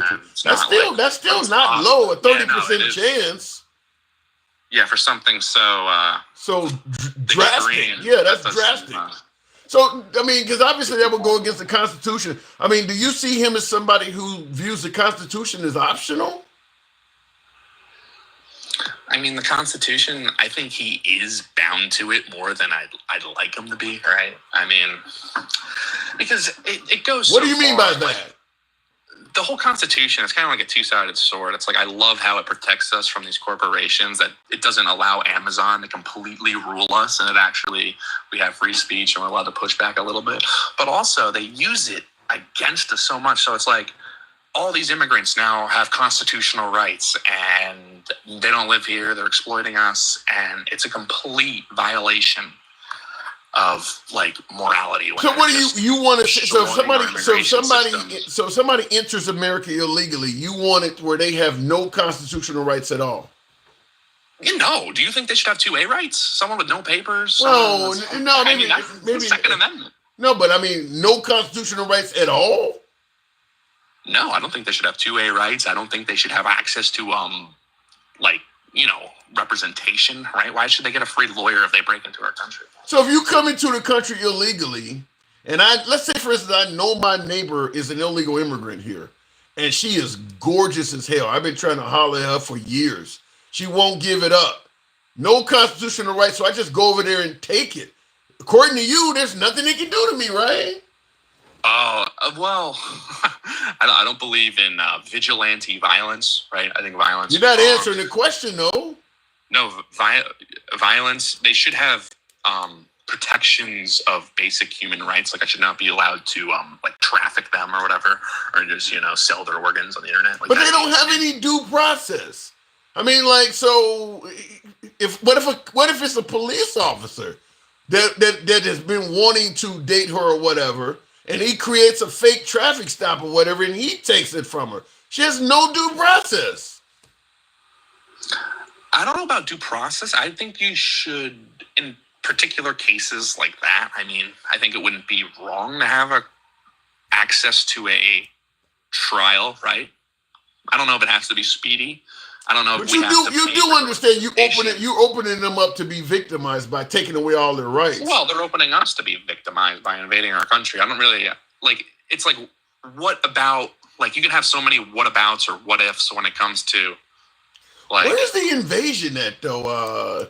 Harry. I don't see the. What is your definition of an invasion? Well, yeah, these people are coming here with. They're not trying to assimilate, right? If you look at the riots or the protests, people are burning American flags. They hate America. They'd like to see it fall. Do we have a whole bunch of immigrants in this country that are rioting and illegal immigrants? I think it was in 1998. The United States played Mexico in one of the World Cup matches in Los Angeles. I don't know if it was World Cup, but it was one of the soccer matches. You're going back almost 30 years. What are you trying to do? I know, but this is relevant. The United States team couldn't even stand on the sideline without being pelted and destroyed and mobs saying "fuck you." But Harry, Trump said we got 18 million illegals in the country. Are they really doing all of this stuff on the regular that you're talking about, or do you got to go to 1998 to come up with a case? Well, I'm saying if it was this bad in 1998, imagine how bad it is now. I don't recall a bunch of illegal immigrants rioting and doing all this stuff in 1998. No, they weren't even illegal. These were just at the soccer match, the United States team, it wasn't even a home game for them.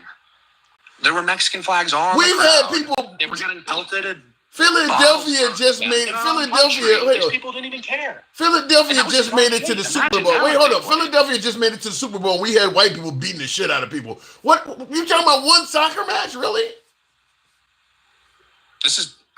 You could write it off as one soccer match, but that happened in 1998. Do you really think it would get better? Do you think it would be better or worse now than 1998, the respect from immigrants shown towards the American national team? Anyone with a brain would say it would be worse now. We've had an increasing amount of immigrants come to this country since 1998. Don't love our country. It is what it is. I don't see the invasion you're talking about. I'm not seeing this stuff. What are you talking about? Go to Europe. Go to Germany. Go to Sweden. It's happening all over the Western world. I'm talking about here in America. There's an invasion in Europe then? Is there an invasion in Europe? I don't know. I'm not in Europe. You don't know. Okay, you don't know. Germany's not being invaded by the third world? I don't know. I'm not in Germany. I don't know. But I don't see America being invaded as you're talking about. 14 million immigrants in 1 year. 14 million illegals in 1 year. What is that? So if they come here, let's say, for instance, 10,000 come in a caravan and they request asylum and we let them in. That was an invasion? Those 10,000 just invaded the country? Yeah, they exploited our asylum laws. They abused them. And these people. You know there's a big difference. You know there's a big difference between the word exploit and invade though, right? I see it as invasion because there's no end in sight, right? Like, there's no start and there's no beginning. With immigration, you carefully look at where these people are going to grow, how they're going to immigrate into society, where you put them. When you just have I'm hearing what you're saying, but invasion is usually used to invite. That's usually violence. I don't see you see asylum seekers is coming here to be violent. Well, yeah, they come from violent countries. I mean, the countries that they come from, Haiti, is war-torn, full of cannibalism, voodoo. You look at Mexico, it's ran by a cartel where there's assassinations politically constantly, right? And now they're setting up cells within our country. The cartel is a terrorist organization. They're facilitating the invasion. Absolutely. So you believe that you mentioned they would absolutely push back, and you'll see the violence once you start trying to pull these people out of the ground. Now you mentioned the Haitians and cannibalism. We got probably over 500,000 Haitians in this country. Are there a lot of cases in this country of Haitians being cannibalists? Where are you getting that from? Well, I'm getting it from Haiti. I'm not talking about. But they're here now. They're here now. Now that they're here, are they doing that? They're eating cats and dogs. Oh, you can't say that on here. They're not eating cats and dogs. They're not doing that either. They absolutely are. They're not doing that. They're not? No. Where are you getting this from? Trump? I saw a video of it. Yeah, you seen the video that cannot be the black woman in Ohio. Yeah, the black woman that's sitting. Yeah, the black woman that's sitting between. You seen the black woman sitting between the apartment complex, right? I'm not talking about that. That was insane, though. That was insane behavior, but I'm not referencing her. I'm referencing videos of Haitians opening up their refrigerator, landlords going into these people's houses, reports from Springfield, Ohio, of them holding the ducks and the geese at the parks, right? I mean, they might not be eating the dogs and the cats, but they're eating our swans and our geese and our ducks. That's insane. That's not true. They ate the community swan that was loved by a community in New York for 20 plus years. I don't know if swans lived that long, but it was 10 plus years. They gutted this thing on the beach while the other one watched its mate. And I mean, this is just not something that you can have in a society, right? I mean, okay. In a moral society, we cannot have people come from the third world and what the fuck? We had slavery in a moral society. What do you mean? America has a history that's worse than all of the shit you're talking about. We did that, all of that stuff here. You think America has a worse history when it comes to morality than Haiti? Yeah, I do. Oh my God. You should look up the Haitian Revolution. I mean, whether we're they talking killed every single white person on the island after they did a voodoo ritual in the woods after sacrificing either a pig or a human. It's disputed by the historians on which one it was. I tend to think it was a human. I would raise that with the Trail of Tears, and that's worse than anything you're talking about. And I'm not even going to talk about slavery and all that. I mean, yeah, America has a way worse history of it. And not only that, but our history of doing it is longer. The Trail of Tears was a war. We fought a war and we won. Why am I supposed to feel sorry about that? There wasn't no fucking war. That was us deciding we want to kill and conquer and calling it a war. It wasn't no war. Them people were being friendly to us. The Native Americans were being friendly to us. They would scalp you alive. They put your head on a stick and shrink it and put it in a jar. They started scalping and doing all that shit when it became clear that these people are not friendly. That's when they started scalping. Do you get that from the Disney Channel? Seriously, what historian said that? Like, you think these Native Americans were wholesome chunguses trying to get along with the European settlers, like trying to say, "Welcome to our land"? It's like, no, these ain't that what you see? Is that not what you see? Each other for generations. Is that not what you see when you see the Thanksgiving pilgrims sitting down with the Native Americans? Ain't that what they tell us, that they were friendly? Yeah, on the fucking Disney Channel from the Department of Education, from the scholastic Americanized. That didn't come from the Disney Channel. That came from the American government. That bullshit did. That didn't come from the Disney Channel. That was the American government telling us that the Native Americans and the Pilgrims. Yeah, it's a bit hyperbole. The premise is a lot of the history and textbooks. And okay. Obviously, you and I disagree on this shit. What about So we'll eat it up. But what about the notion you believe all the federal employees should be fired? Why the hell would you believe that? No, not all. I just think a lot of the federal employees, like these unelected bureaucrats in the CIA, the FBI, the DOD, a lot of them just want to jail patriots and throw white people in jail. What is your definition of a patriot?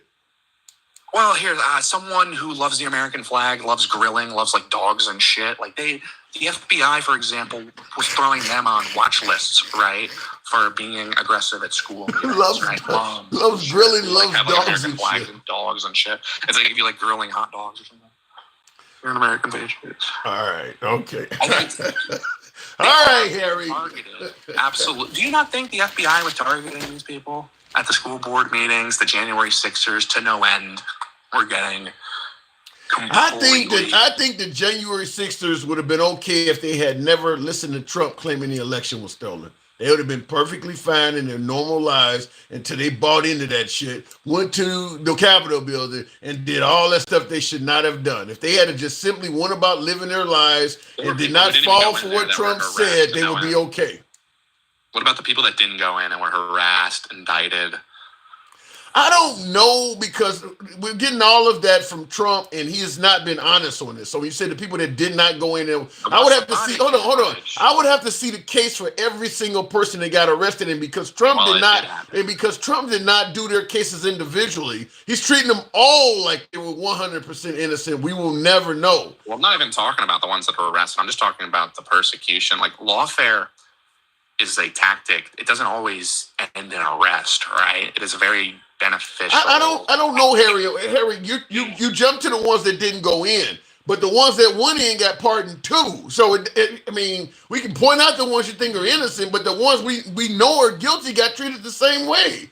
So no, I'm just talking about in general how they went after every single person there, but with the Black Lives Matter, it was just granted immunity forever. Like when I take over a town. That's not Oregon, true, though. There's plenty of Black Lives Matter protesters that did time in. No. There's plenty of Black Lives Matter protesters that have prison records and served time on the inside. That is the notion that none of them got charged for anything is just flat out false. That's not true. Meanwhile, the January 6th protesters, all of them have a clean criminal history now. No, the argument I'm making is how justice was applied. It was not applied equally. If I take over a town square in Oregon, I am granted, it's whatever. It's all forgiven. No one cares. No one gets indicted. If I go into the Capitol, or not even into the Capitol, I'm investigated to no end by every three-letter agency. All my data gets turned over by Facebook. You know what they're saying. You know what they're saying. Square in Oregon, nothing happened. You know what the saying should be. It should be, unlike liberals, we hold criminals accountable. What you guys are saying, well, since they let them get away, we're gonna let these folks get away too. I mean, that's what you guys are saying. No, you fail to understand that the people who are indicting these people, us, these bureaucrats, these people who at the DOD, the State Department, they've been here before Trump, and they're going to be there after Trump. That's why we. That ain't what I'm asking, Harry. Let me ask you this for clarity, Harry. Let me ask you this: do you believe anybody at all committed any crimes on January 6th that were supporting Trump? Probably, yeah. But you're not sure. Well, I think it was. I don't know if you could say this on here. I want to say something. I don't want to get investigated by the feds. I think January 6th, I think any American that saw January 6th happen, you should feel warmth in your heart that actual patriots could mobilize against the government like that. Because I never think it was possible. So you see Ashley Babbitt as an actual patriot? I mean, I don't feel bad for her. Like, I think it's stupid. That ain't what I asked you. Was she an actual patriot? She went in there and she had the intention to take back. For as stupid as she is, I think it was extremely heartening to see that at least individuals had the ability to do that, regardless of if they were. So just to get clarity, you're saying Ashley Babbitt was an actual patriot? Yep, Ashley Babbitt, all those people there. I don't know if you can say that. Well, I'm sure she likes grilling and barbecues. I gotta go. I'm just joking. But it was awesome. Nobody believes you. I gotta go, Harry. Appreciate it. It was cool in Minecraft. All right. I gotta go. All right, Harry is always welcome on the program. Obviously, his opinion is way the fuck out there. But when I say we don't block, ban, or censor, we mean it. We don't block, ban, or censor. I got ridiculed in the comments for letting him speak. Oh my God. Got ridiculed. Look, folks, free speech is kind of like that. You're going to hear opinions you don't like. Certainly folks are saying, how the hell could you let him say things that were misinformation or racist or whatever? I let the man speak. So it is what it is. Looking in the comments though, I did want to respond. At least we know you wear your sheet on the outside. You said he's a member of the KKK. Oh, wow. Says, at least I know you wear your sheet. Every time Harry comes on the program, he's certainly referred to as a racist. I'll leave it alone. Tap the screen. We should be around 70,000 on the likes. Let your thumbs not be lazy. We can make that happen if you show the program some love. Will says, we will definitely try to say, and just to stay out of legal trouble until he croaks. Well, Trump might be around for another 20 years. He may not be croaking anytime soon. I mean, that man could live a long time. He may be going for the Betty White Longevity Award. I think it's safe to say Trump is in to stay until he passes on. He is going to take and hide his crimes to the grave. He doesn't want to be a private citizen ever again. Wow. So you too believe that Trump will try to get multiple terms. He won't just do 4 years and leave. That's what Will's saying. You know what the crazy thing is? Even among a lot of MAGA viewers, the sentiment is starting to appear as if people believe he's going to try to do more than 4 years. Even MAGA's no longer hiding that he might do that. Remember all of the cry that the liberals are fear-mongering and all this dictator shit? dictatorship shit and stuff like that. Even a lot of folks that support Trump are now starting to admit there's a chance he may try to do a third term. I guess they won't call it being a dictator, but a lot of MAGA are starting to slowly admit. I'm getting them on the program when I ask that question often. I'm no longer getting people who are saying definitively, no, he won't do that. Yeah, maybe. Like my last caller who voted for Trump. I'm not sure, but he gave him a 30% chance of doing it. 30% ain't no joke. So, yeah, I'm simply saying a lot more people are starting to see that. And I see Strawberry Milk says it's in legislation already. Yeah, there's a Tennessee congressman that proposed allowing Trump to serve a third term. And by the way, they're doing it so that you can't bring up Obama. It has to be if you serve 2 terms in succession, you're disqualified. So it's being written so that it's specifically for President Trump. Similar to the Bibles in Oklahoma where they were purchasing Trump's Bible and they wrote it so that the Bible must have a constitution as part of it, which we know that Trump's Bible is probably one of the very few Bibles that come with a constitution attached. They're writing the language to benefit Trump. So I don't know. Now, Double Lux says he's not going to make it through this term. What do you think? He's going to be on somebody's hit list? I asked that question earlier. What's the likelihood of somebody trying to take Trump out again? And the overwhelming response was more that it's likely to happen than not. The babies are the most violent of the bunch, says Ace Ventura. The babies of who? I'm sorry to be responding to that so late. I saw a Haitian fry a whole chicken and eat it. Now, I love the sarcasm. I saw a Haitian migrant fry a whole chicken and eat it. I love it. I love it. Yeah, I don't buy the cats and dogs thing. I don't buy it. It should be easy to find. Look, during the crack epidemic, when you could get draconian sentences during the 3-strike laws, you could go to jail forever.